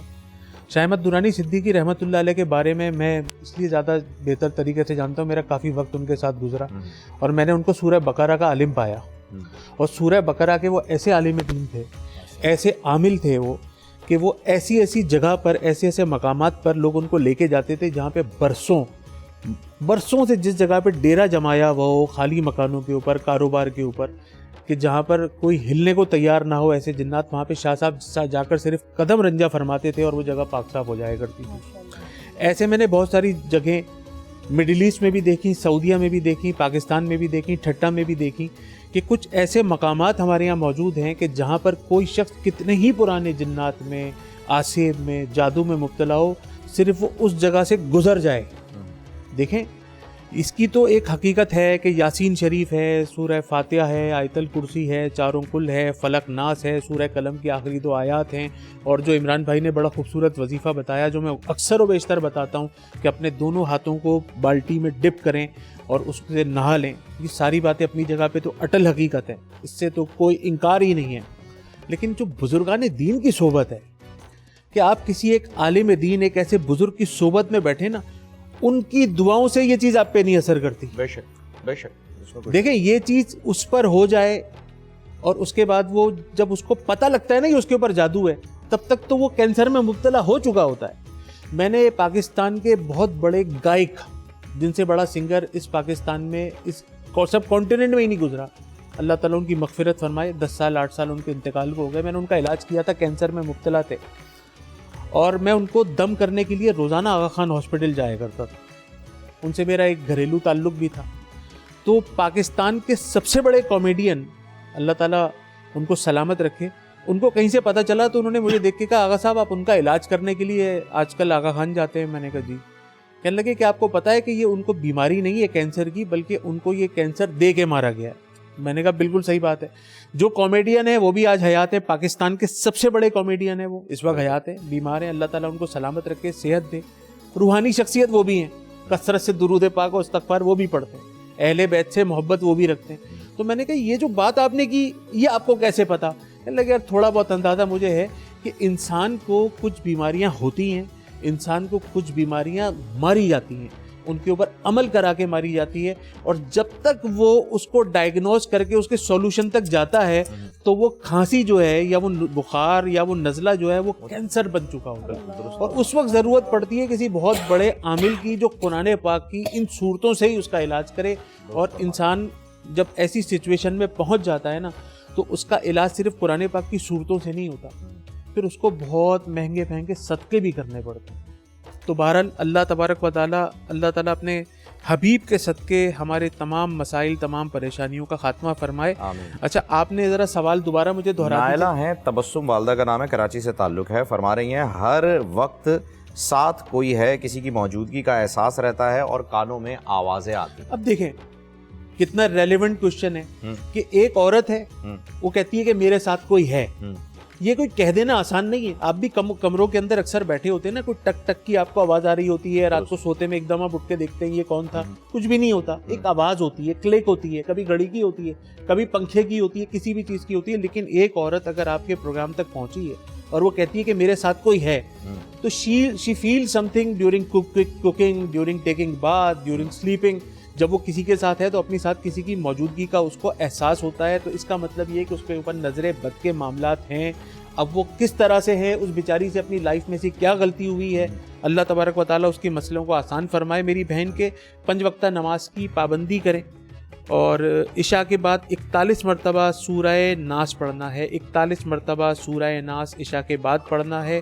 یا حفیظ ہو یا رقیب ہو، یا حفیظ ہو یا رقیب ہو، 313 مرتبہ ہر نماز کے بعد پڑھیں. پانی پہ دم کر کے اپنے اوپر خوب پئیں اور کثرت سے صدقہ دیں. لوگوں کو بھوکوں کو صدقوں کا کھانا کھلائیں. انشاءاللہ تعالیٰ آپ کے مسائل حل ہو جائیں گے انشاءاللہ. وجاہت اس میں کچھ کہنا چاہ رہے ہیں، پھر میں علامہ صاحب سے اس پہ سوال کروں گا. بہت مختصر بات کروں گا کہ کیونکہ یہ کالر ہیں جن کی کال آئی ہے، بے شک یہ ساری چیزیں ان کو کرنی بھی چاہیے، اللہ کے کلام سے بڑھ کے تو کچھ بھی نہیں ہے. لیکن ہمارے تعلیم میں بھی یہ چیز ہے کہ ایک نفسیاتی بیماری ہوتی ہے جس کو ہم باقاعدہ شیزوفرینیا بھی کہتے ہیں، جس کے اندر برین کے اندر کچھ کیمیکلز ہیں جن کا اتار چڑھاؤ کی وجہ سے باقاعدہ چیزوں کا ہونے کا محسوس ہوتا ہے، جس کو ہم کہتے ہیں آڈیٹری ہیلوسینیشنز. اور ڈیلیوژنز بھی آتے ہیں اور ان کو یہ بھی احساس ہوتا ہے کہ آگے پیچھے کوئی ہے. تو ان تمام چیزوں کے ساتھ اگر وہ کسی ایک اچھے مستند سائیکیٹرسٹ سے ڈاکٹر کو دکھا دیں تو کیا ہوگا کہ وہ دوائیوں سے جو تیزی سے وہ تبدیلی آئے گی اور پھر ساری چیزیں اگر کنٹینیو کر کے چلے گی تو شاید یہ زندگی بھر سے پھر جان چھڑا. یہ بڑی اچھی بات آپ نے کر دیا اور میں علامہ صاحب سے اس بارے میں جو ہے وہ آپ ہی کی بات کی جو ہے وضاحت بھی چاہوں گا، کیونکہ علامہ صاحب اس بات کے قائل ہیں کہ علاج جو ہے وہ ساتھ ساتھ ہونا چاہیے اور یہ ضروری ہے. جہاں آپ دعا کر رہے ہیں تو وہاں دوا بھی کریں. تو علامہ صاحب میں یہ جاننا چاہوں گا، جیسے آغا بھائی نے اشارہ کیا ہے کہ یہ جادو جو ہے وہ ایک ایسے لیول پہ لے جاتا ہے کہ آپ کا کینسر بن جاتا ہے، اور پھر بتایا انہوں نے کہ 1-2 واقعات بھی بتایا کہ کینسر جو ہے وہ انہیں دیا گیا ہے، ان پہ مارا گیا ہے. تو اس سے بچا کیسے جائے، اس کا کیا علاج کیا جائے کہ جس سے جو ہے وہ یہ اس جادو جیسی کیفیت سے کیا انسان بچ سکتا ہے؟ بہت سی چیزیں ایسی ہیں کہ جو ہمارے ہاں شریعت میں موجود ہیں اور ارشادات پیغمبر موجود ہیں. اگر انسان پاک صاف ہے اور وہ ہر وقت کوشش کرے کہ وہ طاہر اور پاک رہے، اور اس کے ساتھ ساتھ اللہ پر سچا یقین، پیغمبر پر سچا یقین، اپنے دین پر پختہ یقین، ایمان اس کا قوی ہو، تو یہ چیزیں نہیں ہو پاتی ہیں. اور یہ کہ جہاں پر ایسا موقع ہو تو دعائے نظر بد بھی وہ پڑھ لے، بچوں کے لیے پڑھے، اپنے لیے پڑھے. تو یہ جگہ جگہ کی دعائیں بتائی گئی ہیں. گھر سے نکلنے کی دعا ہے، کسی سے ملاقات، کسی کے گھر میں آپ نے قدم رکھا تو اس کی دعا ہے. تو چونکہ مسلسل چھوٹی چھوٹی دعائیں ہیں، اگر وہ یاد کر لے ہر مسلمان تو ہاں یہ ساری تو یہ پھر محفوظ رہتا ہے. چونکہ ابلیس جو ہے وہ تو کہہ چکا نا سجدہ آدم کے وقت، اس نے کہا تھا کہ میں تو پیچھے لگ جاؤں گا اس مخلوق کے، اور اس کے دائیں بائیں آگے پیچھے ہر طرف سے اس کے اوپر حملے کروں گا. تو اس کے حملے تو جاری ہیں. تو اسی کے ساتھ پیغمبر نے اس کا دفاع بھی بتایا کہ بھائی یہ قرآن ہے، یہ دعائیں ہیں، اور وہ تمام چیزیں ہم بتا رہے ہیں تمہیں کہ اس کے اوپر عمل کرو. تو سب سے بڑی بات ہے پاکیزگی دل، کہ کسی کے لیے دل میں کینہ نہ ہو اور ہم کسی سے حسد نہ کریں. بالکل دل اگر پاک صاف ہے اور نیکیاں ہی سوچ رہا ہے انسان اور کسی کے لیے بدی نہیں سوچ رہا، تو کبھی بھی اس کے اوپر جادو اثر نہیں کرے گا. اور اس بات کی میں وضاحت کر دوں کہ چونکہ شروع میں یہ بات کہی گئی، سرکار کے اوپر جادو کا اثر نہیں ہوا تھا، جبریل امی نے آ کر یہ بتا دیا تھا کہ جادو کی کوشش کی گئی ہے، لیکن سرکار پہ جادو اثر کر ہی نہیں سکتا تھا جس پر اللہ وہی کر رہا ہو، اور جس کو اللہ کہہ رہے ہیں میری نگرانی میں ہے پیغمبر. بہت اچھی بات. اس کا ایک ایک لمحہ، اس کی زندگی کا ایک ایک لمحہ میری نگرانی میں ہے. اس پر جادو ابلیس کچھ کر ہی نہیں سکتا. جادو تو ایک گندی چیز ہے، وہ ہماری تعلیمات کے لیے کسی نبی پر جادو کا اثر نہیں ہوا. جناب موسیٰ کا واقعہ موجود ہے، جادوگروں نے سارا زور لگا لیا تھا. اللہ نے کہا ہم نے تمہیں 2 معجزے دیے ہیں، ایک عصا ہے اور ایک تمہارے ہاتھ میں ید بیضا ہے. حضرت موسیٰ نے عصا کو ڈالا، جادو ختم ہو گیا فرعون کا. انبیاء تو آئے ہیں اس بری چیز کو ختم کرنے کے لیے، وہ اس کے حصار میں نہیں آ سکتے. ابلیس کچھ نہیں کر سکتا، وہ کہہ چکا ہے مخلص بندوں کو نہیں بہکاؤں گا. مخلصین میں انبیاء آتے ہیں، شیطان کوئی اثر ان کے اوپر نہیں کر سکتا. یہ سب سکھانے کے لیے کہ امت کو سکھانے کے لیے فضل سبحان صاحب علامہ صاحب نے بڑی خوبصورت بات کری. سحر کا جو تذکرہ موجود ہے، بشر اور نبی کا سب سے بڑا فرق یہی ہے کہ اس پہ جادو ہو سکتا ہے اور نبی پہ نہیں ہو سکتا. طبیعت کے اوپر ہمیں تعلیم دینے کے لیے ہوا ہے. میں چاہوں گا فضل سبحان صاحب جو ہیں وہ اس پر روشنی ڈالیں. صاحب آپ کی جانب ہم آتے ہیں، لیکن اس سے پہلے تعالیٰ علیہ وسلم پر جو اس دونوں صورتوں کا جو شان نزول ہے وہ یہ ہے کہ لبید بن اشرف یہودی اور اس کی لڑکیوں نے جادو کرنے کی کوشش کی تھی. اچھا میری بات بھی سننا ہے، سب مل کے ایسے حملہ آور نہ ہو. ارے مفتی صاحب آپ پہ تو حملہ آور ہو سکتا ہے، آج کل تو آپ ہوئے ہیں کچھ لوگوں پہ پریس کانفرنس کر کے. فرمائیے. استغفر اللہ. تو میں نے اللہ معاف فرما دے. اللہ تو اس کی شان نزول کو میں نے بیان کیا ہے. انبیاء علیہ السلام تو معصوم ہیں بے شک، اور ان پر کسی شیطان کا کوئی اثر نہیں ہو سکتا. اور جہاں تک بات سحر کی ہے تو یہ جادو ہے، اور اس کی کوشش کی اور طبیعت میں ناگواری آئی جس کی وجہ سے یہ شان نزول پر یہ دونوں صورتیں نازل ہوئی. یہی باقی فضل سبحان صاحب اس کو بیان کریں گے. کیونکہ آپ موٹیویشنل اسپیکر بھی ہیں، تو میں ایک چھوٹا سا واقعہ بس سنانا چاہ رہی ہوں. کافی دیر سے ابھی پچھلے دنوں کورونا کی وجہ سے، کیونکہ میرا کام ہے سٹنگ آپریشنز میں کرتی ہوں، تو ایک فیس بک پر پوسٹ نظر آئی ایک عامل بابا کی کہ جس پہ انہوں نے لکھا ہوا تھا کہ کورونا کا شرطیہ علاج موجود ہے. میں اپنی گاڑی لے کر اپنے کیمراز لے کے نکل گئی ان کو ڈھونڈنے کے لیے، اور میں نے ڈھونڈا، کافی دیواروں پہ جا کے دیکھا. کہیں ایک جگہ پر ساوتری بائی کے نام سے ایک جادوگر، ایک عامل مجھے مل گئے جنہوں نے نیچے صدر میں کسی جگہ پر دیوار پہ لکھا ہوا تھا کہ کورونا کا شرطیہ علاج موجود ہے. میں نے ان کو کال کی اور ان سے معلوم کیا، فون کال ریکارڈنگ پہ ڈال کے. جب ان سے بات کی تو انہوں نے کہا جی ہاں شرطیہ کورونا کا علاج ہے. میں نے ان سے پوچھا کہ علاج کا کیا طریقہ کار ہوگا، کس طرح سے آپ علاج کریں گے. تو انہوں نے آغاز میں مجھے کہا کہ آپ 25,000 روپے، میں آپ کو یہ اکاؤنٹ نمبر دے رہا ہوں، آپ 25,000 روپے اس پہ ٹرانسفر کر دیں، اس کے بعد آگے ہم آپ کو بتائیں گے کہ کیا پروسیجر اس کا کیا ہوگا، کس طرح سے پروسیس آگے بڑھے گا. تو میں نے کہا مجھے بتائیں کہ مجھے آنا پڑے گا کیونکہ مجھے اپنی سٹوری کرنی تھی. تو میں چاہ رہی تھی کہ میری ان سے ملاقات ہو، لیکن وہ ہر طرح سے مجھے چاہ رہے تھے کہ موبائل فون پر ہی کنیکشن رہے، اکاؤنٹ نمبر کے ذریعے پیسے آ جائے. اور اس کے بعد جب فائنلی بہت دیر ہوتی گئی اور اس کو شاید سمجھ آ گیا کہ یہ کوئی اور مسئلہ ہے، تو انہوں نے مجھے ایک میسج کیا کہ جھوٹی عورت. اس کے بعد میں مسلسل انہیں رابطہ کرتی رہی لیکن ان سے رابطہ نہیں ہو پایا. وہ میں ابھی آپ لوگوں کو میسج بھی دکھاتی ہوں. تو اس طرح کے میں آپ سے یہ بات کرنا چاہ رہی ہوں، اس طرح کے عامل بابا پاکنڈی بہت سارے موجود ہیں جو دیواروں کے اوپر یہ سب کچھ لکھ کر شرطیہ علاج کرنے کے لیے بیٹھے ہوئے ہیں. ان کی اپنی حالتیں ایسی ہیں کہ مانگ کے کھانا پڑ رہا ہے اور لوگوں کی زندگیاں برباد کر رہے ہیں. حکومتی سطح پر کیا کچھ نہیں ہو سکتا ان کو روکنے کے لیے سبحان صاحب؟ اچھا یہاں ایک چھوٹا سا، بس میں معافی چاہوں گا، میں بڑی دیر سے آپ انتظار کر رہے ہیں، بس میں ایک چیز یہاں پر ایڈ کرنا بہت ضروری سمجھتا ہوں کہ جیسا آپ نے بتایا نا کہ انہوں نے کہا شرطیہ علاج اور انہوں نے پیسے مانگے.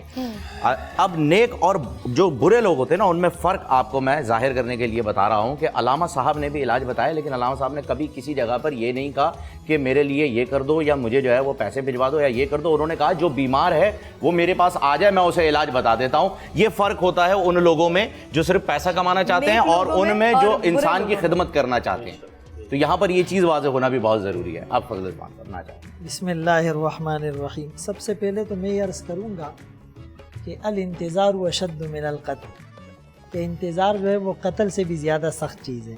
اور میں تقریباً 1 گھنٹے سے انتظار میں بڑی شدید معذرت میں ہوں کیونکہ آج کا دن جو ہے وہ وجاہت صاحب اور آغا صاحب کے نام ہوا ہے موضوع، اس وجہ سے میں بڑے معذرت کے جزاک ساتھ. اللہ، یہ تو میں عذرائے تفنن کہہ رہا ہوں. جی جی تو یہ کہ انشاءاللہ میں تھوڑی بات کروں گا، چونکہ تمام حضرات نے اتنی مدلل باتیں کی اور سیر حاصل گفتگو ہوئی، اور اس میں سوالات کا اتنا مجموعہ تھا کہ مطلب کس طرح اس بات کو شروع کرنا ہے، لیکن میں کوشش کروں گا.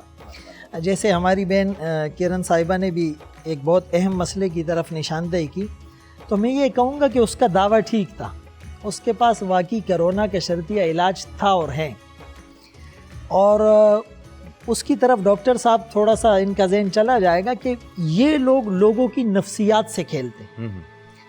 یعنی جب ایک آدمی کو آپ کہے کہ مجھے 25,000 روپے دو، 50,000 روپے دو، اور وہ افورڈ نہیں کر سکتا، وہ پہلے 25,000 کسی سے قرض لے کر اس کو دے دیں، تو پھر اس کے ذہن میں کرونا کا بھوت سوار نہیں ہوگا، پھر اس کے ذہن میں یہی پیسوں کا بھوت سوار ہوگا. درست. تو یہ تو خیر ایک الگ بات تھی، کرونا بھول جائے گا. دیکھیں عامل جب آپ سے 20-25,000 روپے لیتا ہے تو آپ کا کام نہیں ہوتا ہے، وہ اپنا کام چلا لیتا ہے. جو لوگ طوطوں سے فال نکلواتے، وہ جس برج پہ بیٹھے ہوتے، اب وہ چٹائی کی حالت دیکھ لیں، پھر اس کے کپڑوں کو دیکھ لیں، جیسے مفتی صاحب نے اشارہ کیا، پھر وہ طوطا اتنا مریل ہوتا ہے بیچارہ کہ اس کو بھی ٹائم پہ کھانا نہیں ملتا، پھر ہم آگے پیچھے دیکھ کر اس کے پاس بیٹھتے ہیں، پھر وہ طوطا ایک لفافہ نکالتا ہے، پھر ہم اس کو دیکھتے ہیں اور اس کے اوپر ہمارے فیوچر کی ہم بنیاد رکھتے ہیں. یعنی ایمان کا لیول اتنا کمزور ہو گیا ہے، we can't imagine this level of ایمان، اتنا کمزور ہو گیا. یعنی جس رب نے سورۃ الزاریات میں کہا وَفِي السَّمَاءِ رِزْقُكُمْ وَمَا تُوعَدُونَ، تمہارا رزق آسمانوں میں ہے، وَمَا مِن دَابَّةٍ فِي الْأَرْضِ إِلَّا عَلَى اللَّهِ رِزْقُهَا، سارے چوپایوں کا رزق اللہ کے ہاتھ میں. ان اللہ هو الرزاق ذو القوة المتین لا تقتلوا اولادکم خشیۃ املاق نحن نرزقکم وإیاہم، ہم تمہیں بھی رزق دیتے ہیں، آنے والی تمہاری نسلوں کو بھی رزق دیتے ہیں.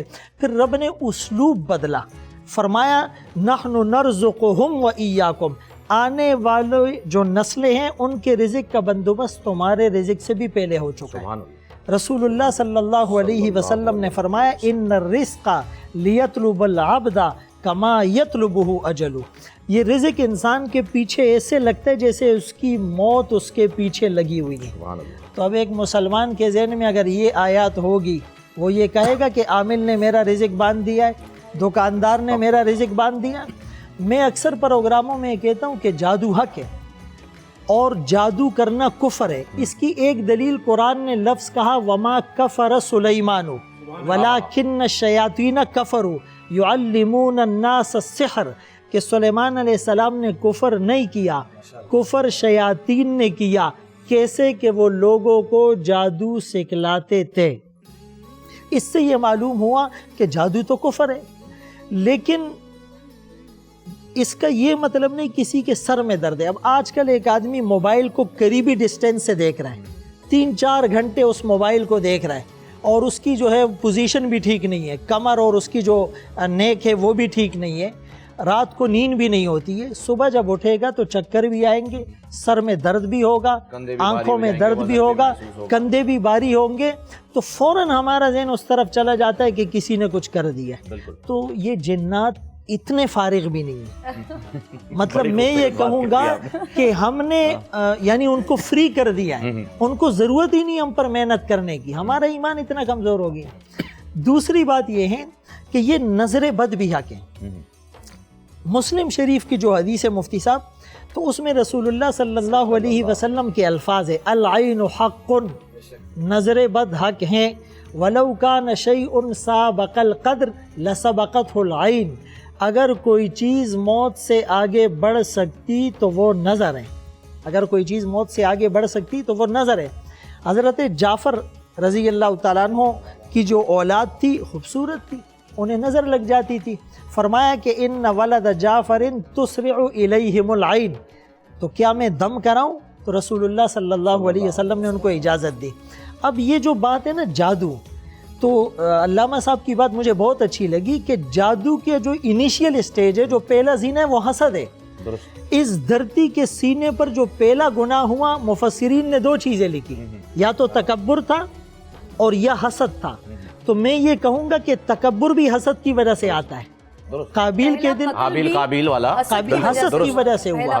تو آپ اگر بیسک دیکھیں گے تو یعنی یہ جادو اور حسد اس کی ابتدا تو اس وقت سے ہو چکی ہے. یہ جادو سب کی جو ہے وہ بنیاد حسد ہے. اور جیسے وظائف بتائے گئے تو میں صرف وظیفے بتلانا چاہتا ہوں کہ رسول اللہ صلی اللہ علیہ وسلم نے ایک دعا بتلائی، اعوذ بکلمات اللہ التامہ من کل شیطان وہامہ ومن کل عین لامہ. یہ تقریباً احادیث کی کتب میں موجود ہے. دوسری بات، معوذتین کا تو نزول ہی اس لیے ہوا کہ وہ مفتی صاحب لبید بن اعصم یہودی تھے، اس نے جادو کروایا تھا اور اپنی بیٹیوں کے ذریعے سے کچھ گرے وغیرہ اس نے لگوائی تھی. تو معوذتین کا تو ظاہر نزول ہی اسی لیے ہیں. لیکن اس کے علاوہ جو علماء نے لکھا ہے کہ ایک حصار ہے کہ آدمی اگر روزانہ اس کی پابندی کرے گا تو شیاطین کے اثرات سے، جادو سے محفوظ رہے گا. وہ کیا ہے کہ یہ سورہ فاتحہ ایک دفعہ پڑھیں، آیت الکرسی، سورہ بقرہ کی آخری آیات. جیسے علامہ صاحب نے کہا نا سورہ بقرہ، اس میں وہ تاثیر ہے کہ اگر سورہ بقرہ پڑھ کر پانی پر دم کر کے اس کا چھڑکاؤ کیا جائے تو جنات کبھی بھی داخل نہیں ہو سکتے. تو سورہ فاتحہ، آیت الکرسی اور سورہ بقرہ کی آخری آیات، آمن الرسول سے آخری دو آیات، اور اس کے بعد چاروں کل، اور چاروں کل کے بعد اذا جاء نصر اللہ، اس تصور سے پڑھنا کہ اللہ نے مجھے فتح اور غلبہ دے دی. یا ایھا الذین آمنوا اتقوا اللہ وکونوا مع الصادقین. یہ سورہ توبہ کی آیت ہے. فرمایا اے ایمان والو اللہ سے ڈرو اور سچوں کے ساتھ رہو. علامہ آلوسی رحمۃ اللہ علیہ نے اس کے ضمن میں لکھا خالطوہم لتکونوا مثلہم. اللہ والوں کی صحبت اختیار کرو تاکہ ان جیسے بن جاؤ. صحابہ اکرام رضوان اللہ تعالی علیہ مجمعین کا جو وے آف پریزنٹیشن تھا وہ ہماری طرح لمبی چوڑی تقریریں نہیں تھی. وہ ایک مختصر اور ایفیکٹو جملہ تھا، کونو مثلنا، ہماری طرح بن جاؤ. ہم اس پوزیشن میں ہیں کہ ہم آن ایئر کسی کو کہہ سکیں. بالکل. تو یہ جو کہا نا کہ نظر لگتی ہے، اگر بری نظر لگتی ہے تو اللہ والوں کی نظر نہیں لگتی. سبحان اللہ، سبحان اللہ، واہ واہ واہ واہ. اللہ والوں کی نظر نہیں لگتی ہے. یہ اللہ والوں کی نظر جب لگتی ہیں تو یہ بالکل دل کے اندر تاثیر کرتی ہیں. فرمایا لفظ تاثیر سے بنتے ہیں تلفظ سے نہیں. لفظ تاثیر سے بنتے ہیں تلفظ سے نہیں. اہل دل آج بھی ہے اہل زبان سے آگے. تو یہ جو اقبال مرحوم نے کہا تھا نا کہ مسجد تو بنا دی شب بھر میں ایمان کی حرارت والوں نے، من اپنا پرانا پاپی ہے برسوں میں نمازی بن نہ سکا. اقبال بڑا اپدیشک ہے، من باتوں میں موہ لیتا ہے، گفتار کا یہ غازی تو بنا کردار کا غازی بن نہ سکا. تو اللہ والوں کی صحبت جب ہم اختیار کریں گے تو اس کی ایسی تاثیر ہوگی کہ ہماری ساری ٹینشنیں اور سارے مسئلے اور ساری ڈپریشن انشاءاللہ یہ حل ہو جائیں گے انشاءاللہ. تو ہمیں کوشش یہ کرنی چاہیے کہ جب ہم اللہ والوں کی صحبت میں جائیں گے تو ہمارا ایمان، ہمارا عقیدہ، یہ ساری چیزیں الحمدللہ یہ ترقی کی طرف جائے گی. اور پھر جو ہے وہ عامل اور جادوگر اور کوئی بد عقیدہ شخص وہ ہمارے ایمان سے کھلواڑ نہیں کر سکے. کوئی نہیں کر پائے گا، بالکل نہیں کر پائے گا. اچھا علامہ صاحب جو ہیں وہ جب میں نے یہ تذکرہ کیا تھا اس پہ کرونا کے اس پہ تو فرما رہے تھے کہ وہ جو ہیں وہ جو کریٹیکل پیشنٹ ہیں ان کے لیے کچھ کہنا چاہ رہے تھے. علامہ صاحب جو کریٹیکل پیشنٹ ہیں آپ نے ایک مرتبہ ان کے لیے اعلان کیا تھا کہ اگر کوئی ایسے ہیں تو وہ آپ کے پاس آ جائیں اور آپ جو ہے وہ انہیں دوا جو ہے وہ فراہم کر دیں. میں چاہتا ہوں کہ اس پلیٹ فارم سے جو ہے وہ یہ اعلان آپ ایک مرتبہ پھر جو ہے وہ فرما دیجیے تاکہ لوگ ایسے 44 کریٹیکل پیشنٹ ہمارے پاس سندھ میں ہیں خالی. ہاں تو انشاءاللہ ان کے لیے روحانی جو علاج ہے وہ بھی پیش نظر ہے، اور جو طبی اور ویدک اور حکمت والے ہیں وہ بھی موجود ہے. اور اس میں یہ ہوتا ہے کہ اگر کوئی بہت ہی شدید بیمار ہے تو اس میں دونوں طرح کا علاج کرنا چاہیے، روحانی بھی اور مادی بھی.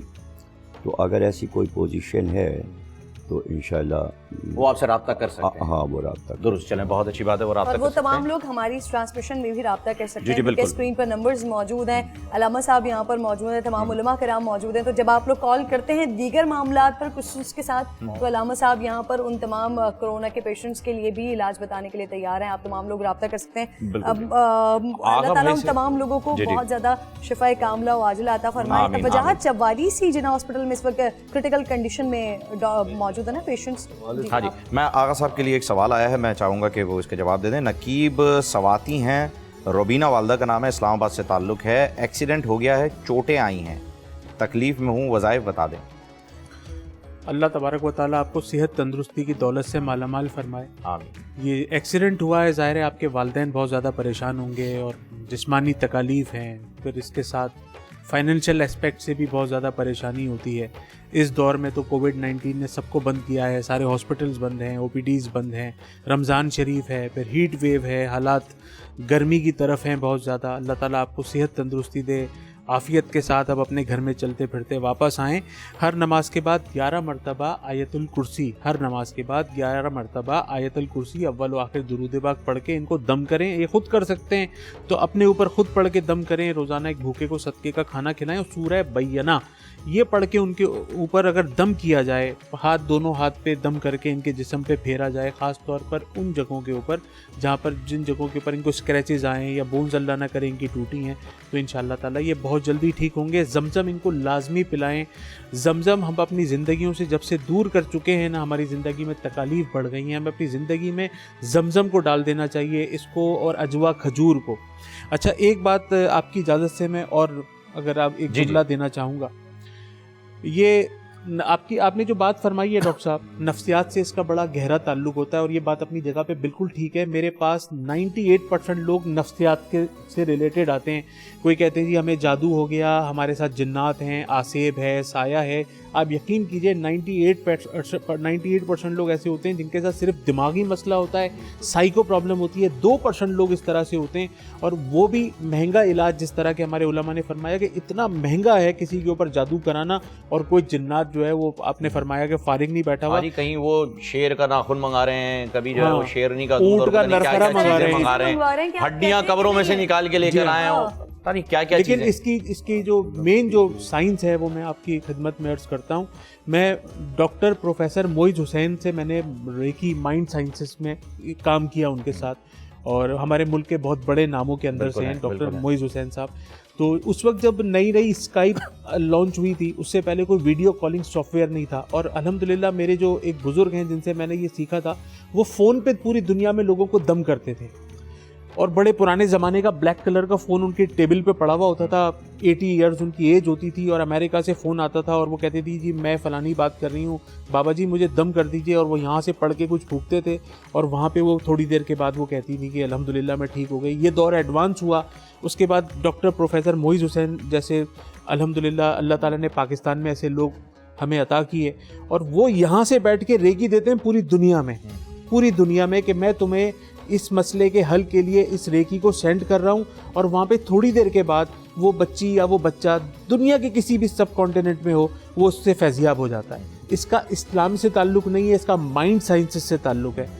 हमने अल्हम्दुलिल्लाह अपने पास दोनों चीज़ों को मर्ज कर दिया, माइंड साइंसेस को, रेकी मास्टर होने को, और सूरह नास और सूरह फलक को। आप जब इन चीज़ों को यहाँ से बैठ के दुनिया भर में कहीं भी अप्लाई करते हैं तो क्या टेलीपैथी काम कर जाती है, रेकी काम कर जाती है, तो खुदा की सूरतें काम नहीं करती होंगी? बेशक करेंगे, क्यों नहीं करेंगे, बेशक हमारा तो ईमान ही यही है, ऐसा ही होगा। और बहुत ही ज़रूरी और बहुत ही अहम बात की तरफ आपने इशारा कर दिया। मैं चाहूँगा वो डॉक्टर वजाहत का भी इस पर जो है वो पॉइंट ऑफ व्यू आना चाहिए यकीनन, कि ये जो रेकी जिसका इन्होंने जिक्र किया, पहले तो मैं चाहूँगा कि ज़रा से आप इसे जो है वो एक्सप्लेन कर दीजिएगा हमारे व्यूअर्स के लिए। और दूसरा, बड़ी खूबसूरत बात जो है वो इन्होंने कर दी है और आप इसे पहले एक्सेप्ट कर चुके हैं कि पहले आप मुसलमान हैं, बाद में आप डॉक्टर हैं, तो ये बात आप कंप्लीट कर चुके हैं। तो रेकी को थोड़ा सा एक्सप्लेन कर दीजिएगा, फिर इमरान भाई आपकी जाने बात है। देखिए, बेसिकली माइंड साइंस और साइकेट्री दो डिफरेंट फील्ड है, और मेडिटेशन, रेकी और मुराकबा, ये तमाम चीज़ें एक ऐसे दिमाग को बनाती हैं जिसके अंदर सुकून हो, रिलैक्सेशन हो, टेक्निक्स होती हैं। हम जब उनको फॉलो करते हैं तो हमारे जो ब्रेन के केमिकल्स हैं, ख़ास तौर पर स्ट्रेस केमिकल्स जिनको हम कहते हैं, अगर हम गाड़ी भी तेज़ चला रहे हों اگر ہم ہر جگہ دیر سے پہنچ رہے ہوں, ہم ہر جگہ غصہ کر رہے ہوں, ہم چھوٹا موٹا کوئی نشہ پان چھالیاں کرتے ہوں, تو ہمارے ایک دماغ کے اندر جو نا ایک چائے ابلی ہوئی جس طرح ہوتی ہے ویسا دماغ چلتا رہتا ہے.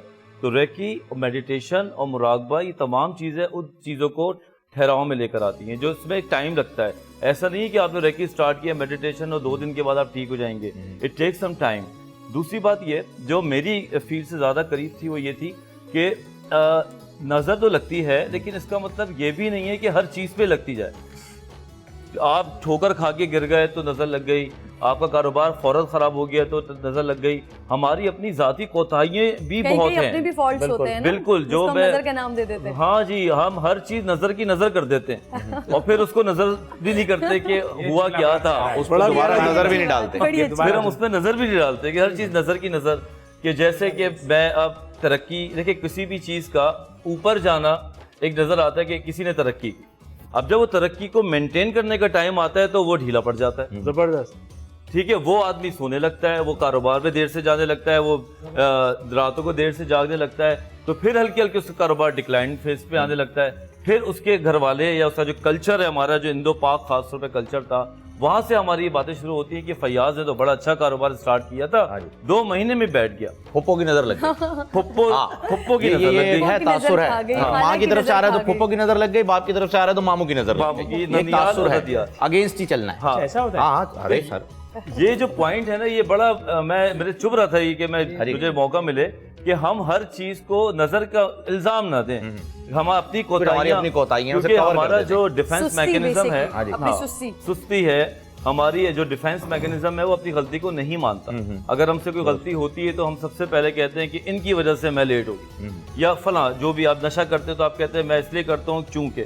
تو ایک بات تو یہ ہو گئی. دوسری بات یہ کہ ہم نے کرن صاحبہ جیسے جو شوز کرتی ہیں مختلف چینلز پہ, میں بھی ایسے لوگوں سے ملنے گیا جو کہ ہر بیماری کا علاج ہوتا ہے اور جن کو خود کو علاج کی شدید ضرورت ہوتی ہے. میں نے جو نوٹ کیا ہے کہ ان کے اندر جو الہام انگیزی ہے, جو ڈیلیوژنز ہیں, وہ جو قبر میں سے ہڈیاں نکلواتے ہیں یا وہ عجیب و غریب بال توڑواتے ہیں, تو جب ہم ان کو بیٹھ کے انٹرویو کرتے ہیں تو ہمیں لگتا ہے کہ یہ خود ایک نفسیاتی مرض کا شکار ہے, جس کو عموماً بائی پولر ڈس آرڈر کہتے ہیں, جس میں عجیب و غریب اسپرچل پاور ان کو محسوس ہونے لگتی ہے. اور ایسے لوگ ان لوگوں کے ساتھ کنیکٹ ہو جاتے ہیں, جس طرح ابھی ہم نے بات کی تھی, جو نفسیاتی طور پہ بیچارے منتشر ہوتے ہیں.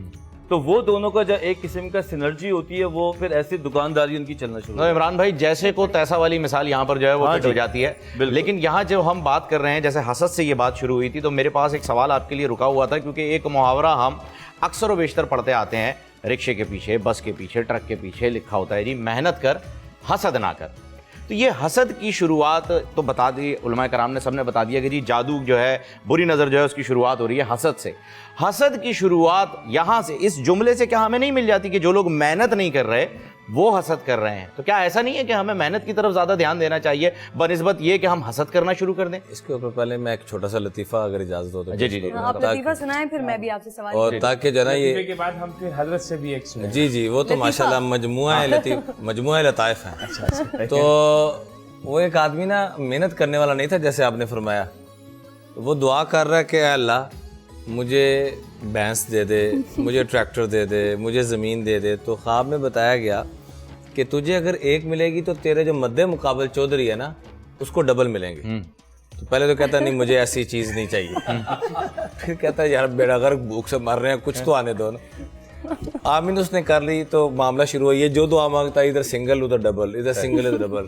تو کچھ عرصے میں ادھر بھی 1000 بھینس, ادھر 2000 ہو گئی, سارا معاملہ بڑھتے بڑھتے آخر چونکہ وہ حسد کی بیماری میں پھنسا ہوا تھا, تو ایک دن کہنے لگا اللہ مجھے کانا کر دے, اس کو اندھا کر دے. اللہ اکبر. اور میرے گھر کے آگے 1 کنواں کھود دے, ادھر 2 کھود دے. اللہ اکبر. تو جب انسان ان بیماریوں میں پڑتا ہے تو خود بھی کانا, دوسروں کو بھی اندھا, اور اپنا بھی بیڑا غرق دوسروں کا بھی, اور خود بھی کنویں میں گرتا ہے, دوسروں کو بھی گراتا ہے. تو باقی ایک چیز ہے, اب میں آؤں گا اعمال کی طرف. ایک تو گزارش کروں گا کہ اپنی نعمتوں کو چھپایا جائے. اچھا, کلو ذی نعمت محسود, جو بھی نعمت والی چیز اللہ جس کو عطا کرتا ہے وہ حسد میں آ جاتی ہے. تو نعمت کو ایک تو چھپایا جائے. حدیث پاک پتہ ہے اپنی خوشیوں کو چھپایا کرو. ہمارے کو بتاتے پھرتے, خوشیاں بتانے کے لیے نہیں, محسوس کرنے کے لیے. سبحان اللہ, بہت پیاری بات. اور یہ حدیث پاک کا مفہوم. جی جی, کہ خوشیاں چھپاؤ. اور قرآن پاک کی آیت ہے واضح, وقال یا بنی لا تدخلوا من باب واحد وادخلوا من ابواب متفرقہ وما اغنی عنکم من اللہ من شیء ان الحکم الا للہ علیہ توکلت وعلیہ فلیتوکل المتوکلون، کہ حضرت یعقوب علیہ السلام اپنے بیٹوں سے کیا فرما رہے ہیں کہ بیٹا ایک دروازے سے داخل نہ ہونا، سبحان اللہ، الگ الگ دروازوں سے 10 بیٹے، ایک دروازے سے داخل نہ ہونا 11 احد عشر کوكبا والشمس، تمہاری تعداد کو نظر لگے گی، جی تعداد کو نظر لگے گی، اور لیکن ساتھ ہی فرما دیا کہ ان الحکم الا للہ، جو مرضی نظریں لگاتا رہے حکم اللہ کا، ظاہری اسباب کو ہم نے اختیار کرنا ہے، حکم اللہ کا، بھروسہ اللہ پہ، علیہ توکل، تو توکل اسی پر۔ ایک گزارش تھا یہ۔ دوسرا موطا امام مالک کے اندر بڑا زبردست ایک واقعہ لکھا ہے، میں چاہوں گا کہ اگر ہو سکے تو اس کو لکھ کر بعد میں ہماری چونکہ سیر افطار چلتی رہتی ہے تو اس دعا کو ضرور چلایا جائے اور امت کے اوپر یہ احسان کیا جائے۔ اصحاب اخبار یہود کے بڑے سرداروں میں سے تھے، وہ فرماتے ہیں کہ لولا کلمۃ اقولہن لجعلتنی الیہود حمارا، اگر یہ میں کلمات نہ پڑھتا تو یہودی مجھے گدھا بنا دیتے۔ یہودی چونکہ یہودیوں کے بڑے عالم تھے، وہاں سے نکل کر ادھر آئے تو وہ ان کے پیچھے ایسا پڑے، یہ موطا کے اندر صحیح روایت موجود ہے، موطا امام مالک کے اندر، تو فرمایا کہ اگر میں یہ دعا نہ پڑھتا تو یہودی مجھے لجعلتنی الیہود حمارا، مجھے گدھا بنا دیتے جادو کر کے۔ پھر یہ دعا انہوں نے ارشاد فرمائی، اعوذ بوجہ اللہ العظیم الذی لیس شیء اعظم منہ وبکلمات اللہ التامات اللتی لا یجاوزہن بر ولا فاجر وباسماء اللہ الحسنى کلھا ما علمت منہا وما لم اعلم من شر ما خلق وبرأ وذرأ۔ اس دعا کو ایک دفعہ ضرور پڑھا جائے، اور اگر پچھلے اثرات جیسے کاٹ کرنا بھی، آغا صاحب نے بڑی خوبصورت بات فرمائی اور میرے دل سے ان کے لیے دعائیں نکل رہی تھی کہ خالی یہاں بیٹھ کے یہ وظائف نہیں بتاتے بلکہ اپنے ان مریضوں کے لیے یہ صدقہ بھی خود نکالتے ہیں اپنی طرف سے، ماشاءاللہ سے نفل بھی پڑھتے ہیں، اور ان کے لیے کاٹ بھی کرتے ہیں، رات کو کاٹ کر کے اللہ سے دعا مانگ کر پھر سوتے ہیں۔ تو ایسے ہمیں جو وظائف ہمیں قرآن و حدیث کی روشنی میں ملتے ہیں، ہمیں خود ان کی طرف متوجہ ہونا چاہیے، نمبر 1۔ نمبر 2، حضور صلی اللہ علیہ وسلم نے فرمایا کہ جو کسی جادوگر کے پاس جاتا ہے، نجومی کے پاس جاتا ہے، یہ ستاروں کا علم جس کے پیچھے آج ہم پڑے ہوئے ہیں، تو فرمایا فقط کفر بما انزل علی محمد، تو وہ حضور صلی اللہ علیہ وسلم جو کچھ نازل ہوا اس کا انکار کر رہا ہے، کفر کی طرف جا رہا ہے۔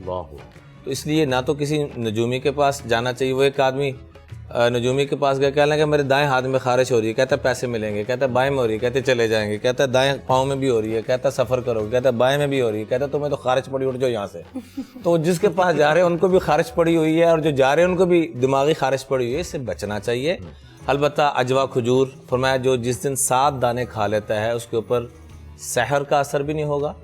سحر جادو کو کہتے ہیں، اور اس کا لفظی ترجمہ جو بنتا ہے چھپی ہوئی چیز، چھپی ہوئی چیز، اور بعض دفعہ تخیلاتی بھی ہوتی ہے، جیسے کہ قرآن پاک میں اس کا ذکر بھی ہے سحروا اعین الناس، اور بعض دفعہ حقیقت بھی ہوتی ہے۔ تو بہرحال ساری چیزوں کو چھوڑ کر 100 باتوں کی ایک بات کروں گا، انا عند ظن عبدی بی، اللہ تعالیٰ فرماتے ہیں جیسا گمان کرو گے نا میں ویسے کروں گا۔ سبحان اللہ، بڑی خوبصورت بات۔ قال موسیٰ ما جئتم به السحر ان اللہ سیبطلہ، وہاں پر بھی موسیٰ علیہ السلام کے ساتھ جو معاملہ ہوا وہ کیا ہوا کہ وہ جو جادوگر لے کے آئے تھے نا، وہ اصل میں حقیقت میں سانپ نہیں تھے، وہ شعبدہ نظر بندی کر دیتے ہیں، جسے نظر بندی کہتے ہیں، من سحرهم انها تسعى، تو وہ سحروا اعین الناس اور یخیل الیہ من سحرهم انها تسعى، وہ آنکھوں کا دھوکہ کہہ لیں، آنکھوں کے اوپر وہ شعبدہ بازی کہہ لیں، اس لیے فرمایا کو آپ کو ہوا میں اڑتا ہوا بھی نظر آنا کہ بہت پہنچی سرکار ہے، تو یہ کوئی معیار نہیں ہے۔ معیار کیا ہے کہ اللہ اور اس کے محبوب علیہ السلام کا کتنا فرمان۔ شیخ عبد القادر جیلانی کا فرمان علی جی بالکل، ہوا میں کسی کو اڑتا ہوا دیکھو، پانی پر کسی کو چلتا ہوا دیکھو، تو اس کو یہ کوئی معیار نہیں۔ معیار کیا ہے؟ اللہ کی مانتا ہو، حضور علیہ السلام کی اطاعت کرتا ہو، اور صحابہ کرام اہل بیت اعظام کی محبت رکھتا ہو، اولیاء کی قدر کرتا ہو۔ اور آخر میں ایک جملہ عرض کر کے بات ختم کرنا چاہوں گا۔ پورے قرآن پاک میں حسرت کا لفظ 9 مرتبہ آیا ہے، یا لیتنی کنت ترابا، یا لیتنی لم اشرک بربی احدا، یا لیتنا اطعنا اللہ و اطعنا رسولہ۔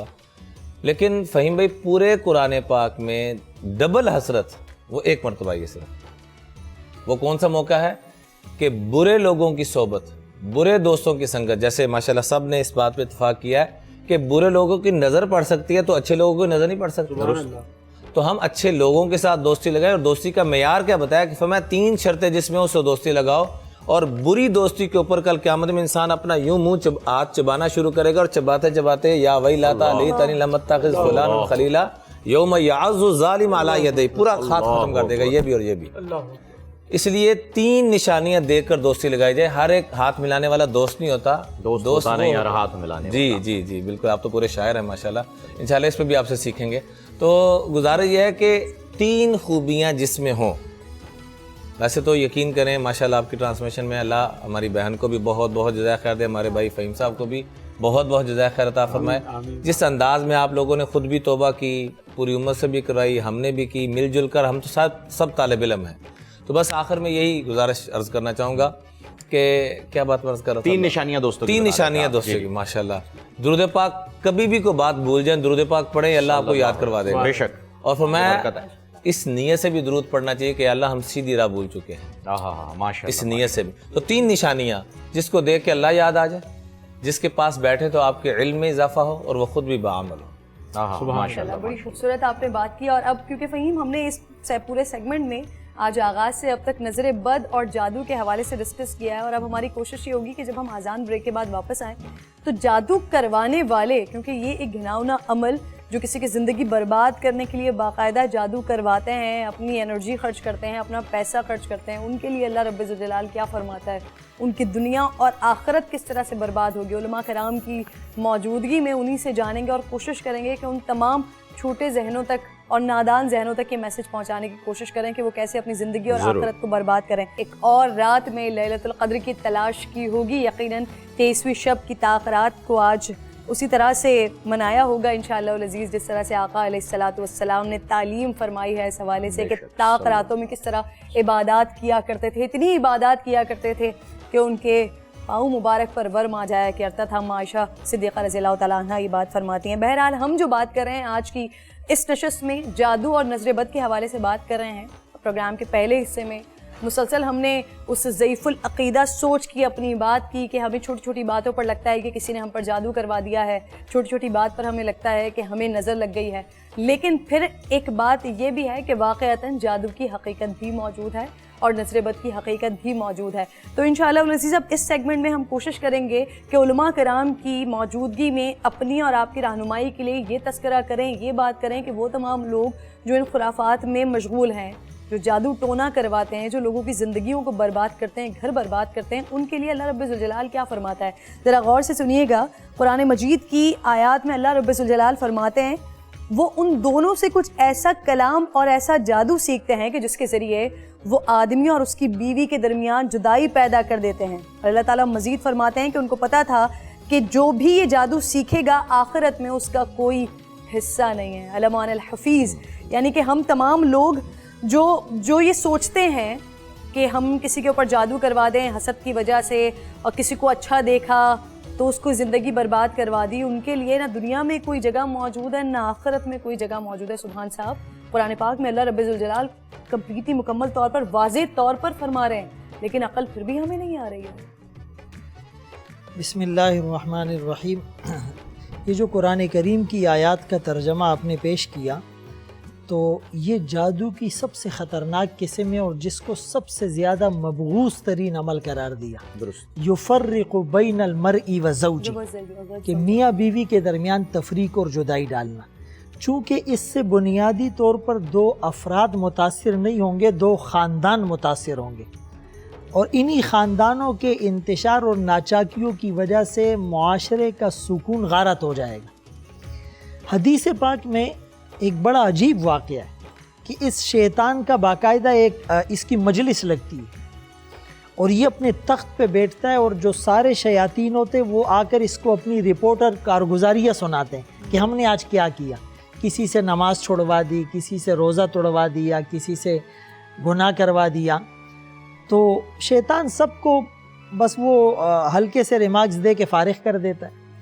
ایک شخص آ کے کہتا ہے کہ آج میں نے ایسا کام کیا کہ میاں بیوی کے درمیان جدائی ڈالی. تو حدیث پاک میں ہے کہ شیطان اس کو تھپکی دیتا ہے اور کہتا ہے کام تو تم نے کیا, شاباش. بالکل شاباش لیتا ہے, شاباشی. اور یہ جو فرمایا نا ما لہو فی الآخرۃ من خلاق, ایک مسلمان مومن کے لیے اس سے بڑی محرومی کیا ہوگی کہ آخرت میں اس کا کوئی حصہ نہیں. اور دوسری آیت میں ایک عجیب بات ارشاد فرمائی وَلَبِئْسَ مَا شَرَوْا بِهِ أَنفُسَهُمْ، اسی سے آگے کہ بہت برا ہے جو انہوں نے خریدا. جیسے نہ دنیا کے لیے نفع اور نہ آخرت کے لیے، نہ آخرت کے لیے نفع. جیسے عمران بشیر صاحب نے بھی اس بات کی طرف اشارہ کیا کہ جادو تو کفر ہے، کرنے والا بھی کافر ہے، لیکن جو کاہن جادوگر کے پاس جائے اور اس کی کہانت اور جادو کی تصدیق کرے یہ جانے والا بھی کافر ہے. اللہ، جی جی یہ اہم نقطہ ہے. اور رسول اللہ صلی اللہ علیہ وسلم کی واضح حدیث میں سنانے لگا من اتا کاہنا فصدقہ بما یقول فقد کفر بما انزل علی محمد صلی اللہ علیہ وسلم، کہ جو کسی کاہن نجومی کے پاس جائے اور اس کی کہانت کی تصدیق کرے، اس پر یقین لے آئے، تو اس نے کفر کیا اس شریعت کا جو محمد عربی صلی اللہ علیہ وسلم پر نازل ہوئی. تو یہ جو بنیادی بات ہے نا کہ آخرت میں وہ محروم ہو جائے گا، اللہ کی نظروں میں وہ گر جائے گا، اور پھر جو ہے وہ جنت سے جو ہے وہ بے دخل کر دیا جائے گا. ایک حدیث مبارکہ میں رسول اللہ صلی اللہ علیہ وسلم نے فرمایا اجتنبوا السبع الموبقات. یہ حدیث میں دو طرح کے الفاظ آتے، ایک موبقات ایک مہلکات. فرمایا 7 ہلاک کرنے والی چیزوں سے بچو. اس میں پہلی چیز الشرک باللہ، اللہ کے ساتھ شریک ٹھہرانا. دوسری چیز فرمایا السحر، جادو.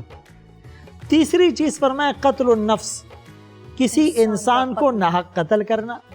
چوتھی چیز فرمایا اکل الربا، سود کھانا. پانچویں چیز فرمایا اکل مال الیتیم، یتیم کا مال کھانا. دیکھیں قرآن نے یہ نہیں کہا یتیم کا مال نہ کھاؤ، ولا تقربوا مال الیتیم، یتیم کے مال کے قریب بھی نہ جاؤ. قرآن نے یہ نہیں فرمایا اکثر موقعوں پر کہ زنا نہ کرو، ولا تقربوا الزنا. وہ اسباب، وہ فیکٹرز، وہ عوامل جو ریزنز بن سکتے ہیں، آپ اس کے قریب بھی نہ جاؤ. To be on the safe side ہم کہتے ہیں نا. اگر ہمیں پتہ چل جائے کہ یہاں پر ٹافیاں ہیں اور 100 ٹافیاں ہیں، ایک میں زہر اور پوائزن ہے، تو ہم اس میں سے ایک بھی نہیں اٹھائیں گے. ہم کہیں گے to be on the safe side, میں بھی جس ایک کو میں اٹھاؤں اسی میں زہر ہے. یعنی دنیا میں تو ہم اتنا ڈر رہے دنیا کے نقصان سے، آخرت کے نقصان سے ہم نہیں ڈر رہے. میں آج یہ میسج دینا چاہوں گا کہ چھٹی چیز جو میں بتا رہا تھا، فرمایا کہ میدان جنگ میں پیٹھ پھیر کر بھاگنا، اور 7ویں چیز فرمایا کہ پاک دامن عورتوں پر الزام لگانا. آج یہ الزام تراشی ہو رہی ہے. تو جس طرح ہم جادو سے ڈرتے ہیں، جس طرح ہم نظر بد سے ڈرتے ہیں، جس طرح ہم کرونا سے ڈرتے ہیں، کاش اس طرح اللہ کی نافرمانی سے ڈر جائے، کاش اس طرح ہم گناہوں سے ڈر جائے. ایک بہت بڑے عالم سے حرم شریف میں میری ملاقات ہوئی، تو میں نے کہا حضرت کچھ نصیحت فرما دیں. تو انہوں نے کہا قرآن کی ایک آیت نہیں، آدھی آیت، اس پر عمل ہو جائے نا تو دونوں جہانوں کی نجات کا ذریعہ ہے، کامیابی کا ذریعہ. اور وہ آیت کیا ہے؟ وَذَرُوا ظَاهِرَ الْإِسْمِ وَبَاطِنَهُ، گناہ چھوڑ دو وہ ظاہری ہو یا باطنی. یہ جو ہم کہتے ہیں نا صغیرہ اور کبیرہ گناہ، یہ بھی شیطان کی چال ہے. فرمایا ابن قیم رحمۃ اللہ علیہ نے فرمایا یہ نہ دیکھو گناہ چھوٹا ہے یا بڑا، یہ دیکھو جس ذات کی نافرمانی کر رہا ہوں وہ ذات کتنی بڑی ہے. صحابہ اکرام رضی اللہ عنہم کا تو یہ مقولہ تھا لا صغیرۃ مع الاصرار ولا کبیرۃ مع الاستغفار، کہ بار بار کرنے سے کوئی گناہ چھوٹا نہیں رہتا اور توبہ کرنے سے کوئی گناہ بڑا نہیں رہتا. آج اللہ کے ساتھ جو ہمارا تعلق ہے وہ دھاگے سے زیادہ کمزور ہے. اسی لیے 50 لاکھ کی گاڑی خریدیں گے اور پرانا جوتا نیچے لٹکا دیں گے، نظر نہ لگے. 5 کروڑ کا بنگلہ خریدیں گے اور پرانے سینگ اوپر لگا دیں گے، نظر نہ لگے. یعنی آپ عقیدے کو دیکھیں، آپ تصور کو دیکھیں. تو اسی لیے ہم گناہوں سے ڈرنے والے بن جائیں. مفتی صاحب اس میں ایک جملہ اور بھی لے لیجئے کہ 5 کروڑ کا گھر لے کر 100 روپے کا صدقہ نکال دیں گے کہ نظر بد سے محفوظ ہو جائے. جی جی بالکل ایسا ہی، بالکل ایسا ہے. تو یہ بس یہ ہماری بدقسمتی ہے کہ اگر ہم اسی نیت سے صدقہ نکالیں کہ صرف بلائیں ٹلے گی، یہ بھی اچھی بات ہے، لیکن ویسے بھی ہمارا ایک کانسیپٹ ہو، ہم نے غریبوں کی مدد کرنی ہے، ہم نے صدقہ، یہ صدقہ فرمائے لَتُطْفِئُ غَضَبَ الرَّبِّ، اللہ کے غصے کی آگ کو بجھا دیتا ہے، اللہ کے غصے کی آگ کو بجھا دیتا ہے۔ تو یہ جو گناہ ہیں، اگر گناہ سے ہم ایسے ڈرنے والے بن جائیں گے تو میرے خیال میں سارے مسئلے ہمارے حل ہو جائیں گے اور ہمارا ایمیون سسٹم خود بخود مضبوط ہو جائے گا۔ اچھا جی، علامہ صاحب، تو ہم آپ سے اب جاننا یہ چاہ رہے ہیں کہ جیسے کہ جادو اور نظر بد اور ساری چیزوں پر بات ہو رہی ہے، کوئی ایسا ناظرین کو تحفتاً آپ دینا چاہیں گے، کچھ بتانا چاہیں گے اپنے آپ کی حفاظت کرنے کے لیے، کوئی علاج کے طور پر؟ جادو کے لیے تو علاج کوئی ڈاکٹری علاج تو ہے نہیں، روحانی ہی علاج ہے جادو، چونکہ اس میں وہ بیماریوں کی جو قسمیں ہیں، اس میں جادو کی جو بیماریاں ہیں تو اس میں کہاں، ابھی جیسے کہ ڈاکٹر صاحب نے بھی بتایا کہ یہ دوائیں اثر نہیں کرتی ہیں۔ اچھا، اب اس میں جو پرانے لوگوں کے ٹوٹکے وغیرہ ہیں تو بہت سی چیزوں میں وہ کارگر ہو جاتے ہیں، جیسے یرقان پیلیا کی بیماری ہے تو اس میں کئی طریقے کے علاج ہیں اور وہ اکثر کیے ہیں لوگوں نے اور اس سے فائدہ ہوتا ہے۔ مثلاً ایک بیماری ہے، یہاں پر ایک دانہ نکل آنا، یہ پلک کے پاس، تو اس کے مختلف نام ہیں لغت میں، الگ الگ زبانوں میں۔ تو وہ ظاہر ہے کہ گرمی کی شدت سے، آشوب آنکھ کی بیماری گرمی کی شدت سے ہوتی ہے یا پھر معدے کی گرمی سے ہوتی ہے۔ تو بچپن سے میں نے یہ ایسی چھوٹی موٹی بیماریاں جو کہ بچوں کو ہو جاتی ہیں تو اس میں میں نے یہ دیکھا کہ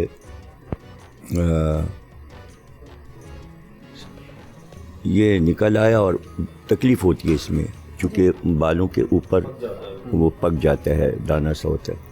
تو انہوں نے کہا کہ بھئی 7 بار آپ ایسے اس کو رگڑیں خوب، جب یہ گرم ہو جائے 7 بار تو ایسے کر کے لگا لیں۔ تو وہ بچوں کو بتا دیتے تھے، وہ اپنا انہوں نے کیا، ٹھیک ہو گیا۔ ایک یہ تھا، اور ایک یہ بتاتے تھے کہ یہ دانہ جیسے آنکھ میں نکل آیا تو 7 بیری کے پتے لیے اور اس کو سیک میں لگا کے اور دھوپ میں لگا دیے، جیسے جیسے وہ سوکھتے جائیں گے سوکھتا جائے گا۔ تو اس طرح کے فیس بک پہ بہت لوگوں نے ڈالے اور میں نے تو خیر بچپن میں دیکھے بھی ہیں، کتابوں میں بھی پڑھے ہیں، اس کے اوپر کتابیں بھی ہیں۔ جو کتابیں جادو پہ لکھی گئی ہیں اس میں جو میں نے جادو کا مطالعہ کیا ہے، جادو کچھ ملکوں میں خاص ہے، مطلب ہندوستان میں چونکہ ہندوؤں کا یہ مذہبی مسئلہ ہے، منتر، تو ان کے منتر ہیں، وہ منتر پڑھے جاتے ہیں اور جادو جگاتے بھی ہیں۔ دیوالی میں جادوگر جتنے ہیں وہ سب جمع ہوتے ہیں اور جادو جگاتے ہیں۔ تو ان چیزوں کو میں نے پڑھا بھی اور بعض چیزیں بچپن سے جوانی تک ہندوستان میں میں نے دیکھی بھی کہ وہ جادو کس کس طرح اور کن کن چیزوں سے ہوتا ہے اور جادو کیسے جگایا جاتا ہے۔ پھر اس کے بعد میں نے کتابوں میں بھی بنگالی جادو الگ ہے، مصر کا جادو الگ ہے، یہودیوں کے جو جادو ہیں، اچھا یہودی بہت ماہر تھے جادو میں، تو جب ہجرت کر کے مسلمان آئے تو 1 سال تک 1.5 سال تک کسی مسلمان کے ہاں کوئی بچہ نہیں ہوا، کوئی ولادت نہیں ہوئی۔ تو تمام مہاجرین یہ کہنے لگے انصار کے یہودیوں نے جادو کر دیا ہے اور کوئی اولاد نہیں ہو رہی۔ تو سب سے پہلے امام حسن علیہ السلام کی آمد ہوئی تو پوری امت نے اس کو جشن کی طرح منایا کہ گویا جادو کٹ گیا اور اللہ نے ہمارے اوپر سے جادو کاٹ دیا۔ اسی لیے رسول خدا نے بھی اس کو 1 ہفتے تک دعوت کی اور آپ دمبے قربان کرتے رہے اور آپ تمام مسلمانوں سے کہتے رہے آؤ میرا بڑا نواسا ہے. تو اس طرح یہ برکتی چیزیں ہیں. اچھا ابھی ایک ڈاکٹر صاحب نے ایک بات کہی کہ نظر لگنا اور ایک یہ کہ خود اپنے بارے میں نہیں سوچتے. تو اس میں اسلامی طور پر وہ اسباب جو خیر و برکت اور وہ اسباب جو نحوست کے ہیں. تو اب نحوست کی جو چیزیں ہیں اور جو منع ہیں ہر طریقے سے کہ اس سے نحوست ہوگی، تو اگر اس پر ایک مسلمان لا علمی میں نادانی میں عمل کر رہا ہے اور یا جان کر رہا ہے، تو اب جو کچھ اثر ہوگا وہ خود اپنا ذمہ دار ہے اور اس بلا کو جو وہ لایا ہے اس نحوست پر عمل کر کے لایا ہے.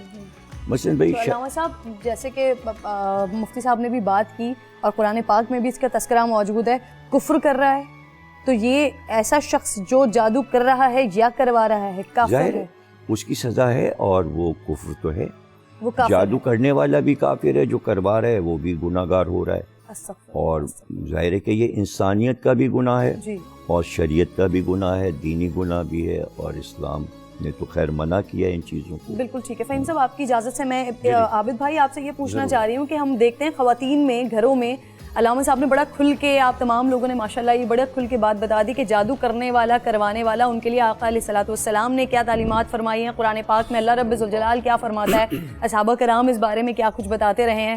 ذرا یہ بتا دیجیے گا کہ ہم گھروں میں وہ ماحول دیکھتے ہیں کہ اگر بیوی ہے، وہ شوہر ہے اپنی بیوی سے محبت کر رہا ہے یا ایک ساتھ رہتے ہیں گھر میں یا اچھا ان کے ساتھ برتاؤ ہوا ہے، تو فوراً ماں نے یہ کہہ دیا کہ بیوی نے جادو کروا دیا ہے، تو اس طرح سے یہ بھی تہمت کے ہی زمرے میں آئے گی بات. اس کے لیے کیا گناہ ہے؟ بسم اللہ الرحمن الرحیم. سب سے پہلے تو بغیر کسی ثبوت کے کوئی بھی بات کرنا، الزام لگانا، بہتان ہو یا تہمت ہو یا مختلف مواقع پر اس کے مختلف نام، یہ حرام ہے. یہ چاہے کسی کی بھی طرف سے ہو. اور ہمارے ہاں چونکہ بیماری حسد کی ہے جسے شروع سے چلا آ رہا ہے ہمارا موضوع، تو اس حسد کی وجہ سے لوگ جو ہے وہ جب کسی قربت کو دیکھتے ہیں تو ویسے ہی باتیں کرنا شروع کر دیتے ہیں کہ یار یہ تو اسی کے ساتھ گھومتا رہتا ہے، اس نے کچھ کرا دیا ہے، یہ تو اب اسی کی بات مانتا ہے اور کسی کی مانتا ہی نہیں ہے. تو یہ دوستوں میں بھی ایسا ہوتا ہے اور فیملیز میں بھی ایسا ہوتا ہے. تو یہ صرف جو ہے بغیر ثبوت کے بات کرنا واقعی یہ بہت بڑی جرأت ہے اور قیامت کے دن اس کا جواب دینا پڑے گا.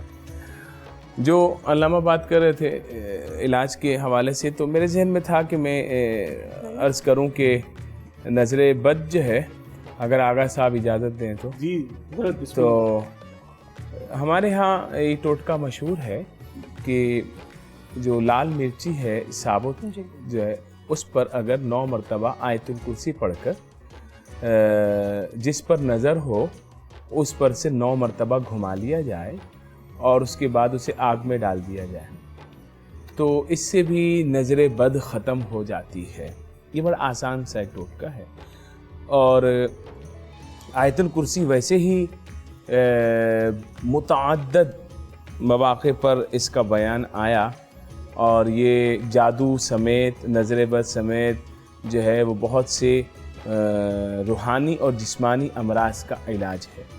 تو یہ ایک ٹوٹکا گھر میں اگر مائیں اپنے بچوں کے لیے کر لیا کریں یا گھر والوں کے لیے، تو بڑا آسان ہے، کسی کے پاس جانا نہیں پڑے گا. میں نے سنا ہے رات کے وقت 3 دفعہ آیت الکرسی پڑھ کے اور زوردار 3 دفعہ تالیاں بجانے سے، کیا اس سے بھی کوئی حصار بن جاتا ہے؟ اب تالی بجانا ہے تو شاید شیطانی عمل ہے، پلیز اس پہ بھی رہنمائی کر دیں. اصل میں تالی تو اس طرح نہیں بجائی جاتی، اگر ویسے ہی جو ہے وہ ایک اپنے ہاتھ کو دوسرے ہاتھ پر مار دیا جائے، اس سے بھی آواز پیدا ہو جاتی ہے. تو ضروری نہیں ہے کہ وہ گویوں کی طرح ہی تالیاں بجائی جائیں. یہ ٹوٹکے کے طور پر خواتین ٹوٹکے کے استعمال طور کرتی ہیں پر نا، جو ہے وہ بیان کیا جاتا ہے، تو اس میں حرج نہیں کہ. اور اسی طریقے سے جو قل اعوذ برب الفلق، قل اعوذ برب الناس اور آیت الکرسی ہے، یہ جادو کی کاٹ کے لیے اگر 21 مرتبہ اس کو پڑھ کر پانی پر دم کر لیا جائے اور وہ پانی مریض کو پلایا جائے یا مریض خود دم کرے تو اپنے اوپر جو ہے وہ اس کو دم کر لے، اور ساتھ میں جہاں سوئے تو اس بستر پر بھی اور جو آس پاس دیواریں اس پر تھوڑا سا اپنے ہاتھ سے اس کو جھڑک لے، تو انشاءاللہ اثرات بد اور یہ جادو جو ہے اس کو 21 دن میں یہ ختم ہو جائے گا۔ یہ میرے ذہن میں آ رہی تھی بات، میں نے کہا آغا صاحب کے سفر میں شامل ہو جاؤں تاکہ تھوڑی یہ والی نیکیاں مجھے بھی مل جائیں۔ اچھا، یہ تو اب بات یہ ہے کہ واقعی ہم اتنی بڑی شب میں ہیں، شب لیلۃ القدر ہے، اس رات میں بھی جادو کرنے والے کی بخشش نہیں ہوتی۔ اللہ حدیث پاک میں جن لوگوں کی بخشش کا جو ہے وہ منع کیا گیا ہے، اس میں جو جس طرح علامہ صاحب نے بھی اشخاص گنوائے مدارج جو گناہوں والے ہیں، اس میں جادو والا جو کاہن کے پاس جانے والا ہے، کروانے والا، کرنے والا، وہ بھی اسی طریقے سے اپنے دل میں کسی مسلمان کے لیے کینہ رکھنے والا، حسد رکھنے والا ہے، تصویر بنانے والا یہ بھی اس میں داخل ہے، اسی طریقے سے شراب کا عادی وہ بھی اس میں داخل ہے، اور زنا کا عادی یہ بھی اس میں داخل ہے۔ جو لوگ ان امراض کا شکار ہیں اور اس کے بعد والدین کا نافرمان، ٹھیک ہے، تو ان لوگوں کی لیلۃ القدر میں بھی بخشش نہیں ہوتی۔ اگر کروانا چاہیں تو فوراً سے پہلے ابھی توبہ کر لیں، سچے دل سے توبہ کر لیں۔ اور جس طرح فضل سبحان بھائی نے بتائی بات کہ صغیرہ اور کبیرہ جو ہے وہ ہم اس میں رہتے ہیں، تو اس میں ایک چیز کلیئر کرتا ہوا چلو کہ گناہوں کی تو 2 قسمیں ہیں، صغیرہ اور کبیرہ، لیکن صغیرہ پر اصرار جو ہے وہ اس چھوٹے کو بڑا گناہ بنا دیتا ہے، تو صغیرہ پر اصرار کبیرہ کر دیتا ہے۔ اور میں نے آپ کو پہلے بتایا تھا کہ توبہ کی امید پر گناہ کرنا بہت بڑی جرأت ہے، بعض لوگوں نے اسے کفر بھی لکھا ہے کہ توبہ کی امید پر گناہ کفر ہے، تو مراد ان کی بھی یہی تھی کہ ہم جو ہے وہ شیطان نے ہمیں اس چکر میں ڈالا ہوا ہے کہ چھوٹا گناہ یار کر لو، چھوٹا گناہ کوئی نہیں ہوتا، جب گناہ ہے وہ گناہ ہے، جو اللہ کی نافرمانی ہے وہ نافرمانی ہے، چاہے وہ چھوٹی نافرمانی ہو یا بڑی نافرمانی ہو۔ تو اللہ رب العزت آج کی شب کی برکت سے ہم سب کو محفوظ فرمائے، مامون فرمائے، اور جادو ٹونے سمیت، نظر بد سمیت ہر آصیب و بالا اور مصیبت سے محفوظ فرمائے۔ آمین آمین آمین۔ آپ کے لیے سوال ہے، نیلم صاحبہ ہیں کہکشاں ان کی والدہ کا نام ہے، نمازوں میں رکعتیں بھول جاتی ہیں، چیزیں رکھ کر بھول جاتی ہیں۔ نمازوں میں رکعتیں اگر آپ بھول جاتی ہیں تو آپ خوش ہو جائیے کہ ڈکیتی ہمیشہ اس جگہ پہ ہوتی ہے جہاں پہ کچھ مال ہوتا ہے، تو الحمدللہ آپ کے پاس ایمان کی بہت بڑی دولت ہے، اور یہ نمازوں کی پابندی کر رہی ہیں آپ ماشاءاللہ، اور اس میں رکعتیں بھول بھی رہی ہیں۔ بہت سارے لوگ نمازوں میں صورتیں بھی بھول جاتے ہیں، تو یہ شیطان جو ہے وہ آپ کے پیچھے لگا ہوا ہے، کیونکہ آپ اللہ تبارک و تعالیٰ کے کلام سے جڑی ہوئی ہیں، نمازوں سے جڑی ہوئی ہیں، تو اس میں کوئی گھبرانے کی، کوئی پریشانی کی بات نہیں ہے۔ ہمارے پاس ایسے کیسز آتے ہیں کہ ہمیں نماز میں وسوسے آتے ہیں، تو الحمدللہ یہ ساری اچھی علامتیں ہیں، آپ کو ماشاءاللہ خوش ہونا چاہیے اس سے۔ اور جب بھی کوئی چیز بھول جائے تو کہتے ہیں درود پاک پڑھ کے لی جائے، جب آپ کوئی بات بھول جائیں بات کرتے ہوئے تو درود پاک پڑھیں، آپ کو بات یاد آ جائے گی۔ کوئی چیز رکھ کے بھول جائیں، فوراً درود پاک پڑھ لیجیے، آپ کو انشاءاللہ یاد آ جائے گی وہ چیز۔ درود شریف پڑھتے ہوئے کوئی چیز ڈھونڈیں، آپ کو انشاءاللہ مل جائے گی۔ تو رات کو سونے سے پہلے 100 مرتبہ درود ابراہیمی پڑھ کے اپنے اوپر دم کر کے پانی پی کر سوئیں انشاءاللہ تعالیٰ، یہ آپ کا حافظہ بھی اچھا ہوگا۔ اور ہر نماز کے بعد 11 مرتبہ سر پہ ہاتھ رکھ کے یا قوی ہو یا قوی ہو یا قوی، اس طرح پڑھ کے بھی اپنے آپ کو دم کریں، انشاءاللہ تعالیٰ آپ کے مسائل حل ہوں گے۔ اور ایک وظیفہ جو اس طاق راتوں کی برکت سے میں رمضان المبارک کے آخری عشرے میں روزانہ دے رہا ہوں، رات کو سونے سے پہلے 11 مرتبہ سورہ قدر پڑھ کے اللہ تعالیٰ سے دعا مانگیے۔ اور ابھی تک اس وقت تک جن ہمارے دیکھنے والوں نے، بہن بھائیوں نے، پوری دنیا میں ماشاءاللہ یہ ٹرانسمیشن آپ کی دونوں بہن بھائیوں کی وجہ سے بہت پسند کی جا رہی ہے، تمام علماء کو بہت سراہا جا رہا ہے، تو میں آپ لوگوں سے درخواست کرتا ہوں خدا کا واسطہ، ابھی تک جس نے صلاۃ التسبیح کا اہتمام نہیں کیا، ابھی بھی صلاۃ التسبیح کا اہتمام کر لیجئے۔ اور انسان کے اندر جو اس کا ایک جسٹس ہوتا ہے، ایک ضمیر ہوتا ہے، وہ بتاتا ہے کہ یہ رمضان المبارک میرا کیسا گزر رہا ہے، یہ عبادتیں میری کیسی گزر رہی ہیں۔ تو یہ اگر آپ جاننا چاہتے ہیں کہ یہ رمضان اور یہ عبادتیں اللہ کی بارگاہ میں آپ کی مقبول ہو رہی ہیں یا نہیں ہو رہی، تو آپ اپنے اندر پوچھئے کہ تم کو اس رمضان کا 12 مہینے رکھنے کا اس کی خواہش ہے، یا تم فوراً عید کا انتظار کر رہے ہو۔ کیونکہ جب انسان کو رمضان المبارک کی عادت پڑ جاتی ہے نا، تو تو یہ ہمیں چھوڑ کے چلا جاتا ہے. اور ہم میں سے کوئی بھی اس وقت نہیں چاہتا کہ یہ رمضان ہمیں چھوڑ کے جائے. اور ایک حدیث مبارکہ بھی ہے نا عابد بھائی کہ اگر تمہیں پتہ چل جائے کہ اس کی اہمیت کیا ہے تو تم چاہو کہ پورا سال ہی رمضان ہو. اب ہمیں رمضان شریف تمہاری عادت ہو گئی ہے اور ایک ہفتے کے بعد آپ ہمیں چھوڑ کے چلے جاؤ گے, اور پتہ نہیں ہم خوش نصیب کون ہوں گے اگلے برس کہ ان کی زندگی میں رمضان شریف آئے گا یا نہیں آئے گا. اللہ تعالیٰ سب کو زندگی آمین, صحت و تندرستی عطا فرمائے. Thank you Wajahat for coming here, ہمارے پینل میں شامل ہونے کے لیے. آج آپ کا بہت شکریہ. کوئی آخری لاسٹ میسج کچھ دینا چاہتے ہیں ہمارے دیکھنے والوں کے لیے, ہماری ٹرانسمیشن کے لیے؟ بالکل, جو بھی باتیں ہمارے اسلام میں بچپن سے بتائی گئی ہیں کہیں نہ کہیں وہ سائنس سے بھی جڑ جاتی ہیں. جو چیزیں انہوں نے دنیا میں ہمیں کرنے کو بتائی گئی ہیں کتابوں میں, وہی چیزیں ہم ڈاکٹرز مریض کو بتا رہے ہوتے ہیں کہ لوگوں کے ساتھ کیسا سلوک کریں, کیا کریں, انر ہیپینس کیا ہے, لوگوں کے ساتھ خوش کریں گے تو آپ کو کیا فیل ہوگا. تو بے شک ہائیجین, صفائی ستھرائی کا بے تحاشا خیال رکھیں, جو کہ بیماری بھی آج کل ہے. دوسرا یہ کہ وہ کہتے ہیں نا کہ what goes around comes around. جیسا آپ دوسروں کے لیے گمان کریں گے, جو بھی ایکٹ کریں گے وہ چیز آپ کے پاس پلٹ کے آئے گی, اور یہی زندگی کی خوبصورتی ہے. تو کوئی بھی کام دوسرے پہ الزام لگانے سے پہلے آپ اپنے گہربان میں جھانکیں. اگر آپ صاف ستھرے ہیں, آپ پازیٹیو ہیں, تو پھر جادو وادو یہ کچھ بھی سب پیر کی دھول ہے. بس اللہ کا ایمان آپ پہ ہو اور آپ جناب نمازیں پڑھیں. بے شک ماشاءاللہ, اللہ پہ ایمان رکھنا. وجاہت صاحب بہت ہی خوبصورت بات آپ نے کی کہ ہم یہ ساری چیزیں اپنے اندر خود لے کر آتے ہیں. یہ جو انر پیس, انر ہیپینس کا آپ نے ذکر کیا ہے, سائنس آج کیا ہے؟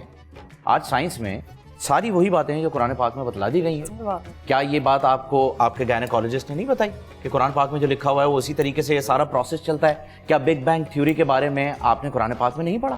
کیا یہ جو کائنات کا رب ہے تو کیا خالی دنیا کا ہے؟ یہ کائنات کا تذکرہ پہلے سے ہی نہیں کر دیا گیا؟ اگر صرف دنیا کا رب ہوتا تو کلام پاک میں بتا دیا جاتا کہ میں دنیا کا رب ہوں, لیکن وہ کائنات کا رب ہے, اور ان کائنات کو آج سائنس ہی تو ڈسکور کر رہی ہے. تو سائنس اور دین ایک ساتھ ہی ہے. بے شک جو سائنس کو پتہ چلا ہے دین سے پتہ چلا ہے, اور 1400 سال پہلے ہماری تعلیمات فرما دی گئی تھی, اس سے ہی جو ہے وہ نفع آج سائنس نے بھی حاصل کیا ہے, اور یہ ساری تعلیمات وہی ہیں. اور اس کو دیکھ کر بھی ہم حسد کرتے ہیں. سائنس نے ترقی کر لی ہے, ہم جلتے ہیں. گوروں نے ترقی کر لی ہے. خدا کی قسم بڑا افسوس ہوتا ہے, ہم نے قرآن پڑھا ہی نہیں.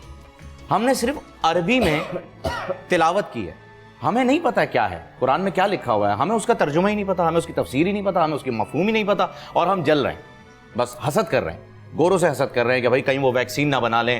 گوروں سے حسد کر رہے ہیں کہ وہ انہوں نے چاند پہ چلے گئے, کہیں وہ مریخ پہ چلے گئے, سورج پہ نہ چلے جائیں. ہم صرف حسد کر رہے ہیں. اور آج کا ہمارا موضوع بھی یہی تھا کہ بحیثیت مسلمان ہمیں حسد کرنی ہی نہیں ہے. ہمارے دین میں ہی نہیں ہے, ہمیں اجازت ہی نہیں دی گئی ہے کہ حسد کرنی ہے. ہمیں شکر کرنا ہے. اور خدا کی قسم ہم جس وقت شکر کرنا شروع کریں گے, حسد کا تصور بھی اگر ہمارے ذہن میں آ جائے تو ہم مسلمان ہی نہ رہیں. اگر ہم مسلمان ہو جائیں, اگر کامل ہونا چاہتے ہیں تو صرف شکر کریں. یہ مفتیان کرام یہاں پر بیٹھے ہوئے, ان کی اجازت سے میں یہ گفتگو کر رہا ہوں, علامہ صاحب ایگری کریں گے کہ اگر ہم صرف شکر ادا کرنا شروع کر دیں, نہ ہم حاسد ہوں گے, نہ ہمیں جادو کی ضرورت ہوگی, نہ ہم جیلس فیل کریں گے, نہ ہی کسی کو دیکھ کے ناشکراپن کریں گے. صرف آج سے میری آپ سب لوگوں سے گزارش ہے کہ توبہ کر لیجئے اور کوشش کیجئے کہ ہر چیز پہ شکر کرنا ہے. اس چیز پہ شکر کرنا ہے کہ آپ کے پیر ہیں. مہنگا جوتا نہیں ہے, کوئی ضرورت نہیں. اس کو دیکھیے جس کے پیر ہی نہیں ہے, وہ جوتا مہنگا خرید بھی لے تو کیا کرے گا. ہمیں شکر اس نعمت کا کرنا ہے جو ہمارے پاس ہے. ہمیں اپنی آنکھوں کا شکر ادا کرنا ہے کہ اللہ تعالیٰ نے ہمیں آنکھیں دی ہیں. ہم کسی نابینا کو دیکھیں تو کیا اس کی دنیا رہ جائے گی جس میں اندھیرا ہی اندھیرا ہے. ہمیں اس بات کا شکر کرنا ہے کہ ہمارے ہاتھ سلامت ہے, ہم اپنا کام خود کر سکتے ہیں. ہمیں اس سے حسد نہیں کرنی ہے جس نے مہنگی گھڑی پہنی ہوئی ہے. ہمیں صرف اور صرف شکر کرنا ہے, اور خدا کی قسم ہم اس حسد سے باہر نکل جائیں. پر نور سحر اور ذکر خدا, نبیوں کی مدح سرائی. پیغام سنا اے باد صبا, پر کیف ساتھ آئی. پوشیدہ ہے ایمان کی راہ اللہ کی کتاب مقدس میں.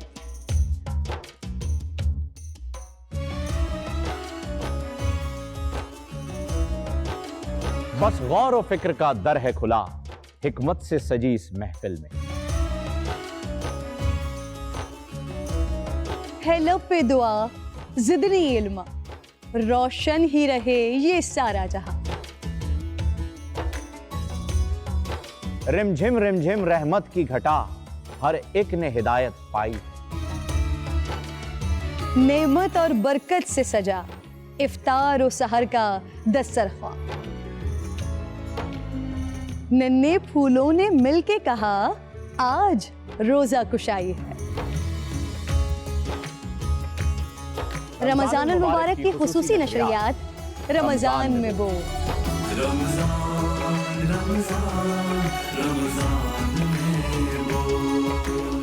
रमज़ानुल मुबारक की खुसूसी नशरियात रमज़ान में बोल, फ़हीम खान और किरण नाज के साथ रोज़ाना सुबह 3 बजे सहर ट्रांसमिशन और शाम 5:30 बजे अफ्तार ट्रांसमिशन, सिर्फ बोल एंटरटेनमेंट पर।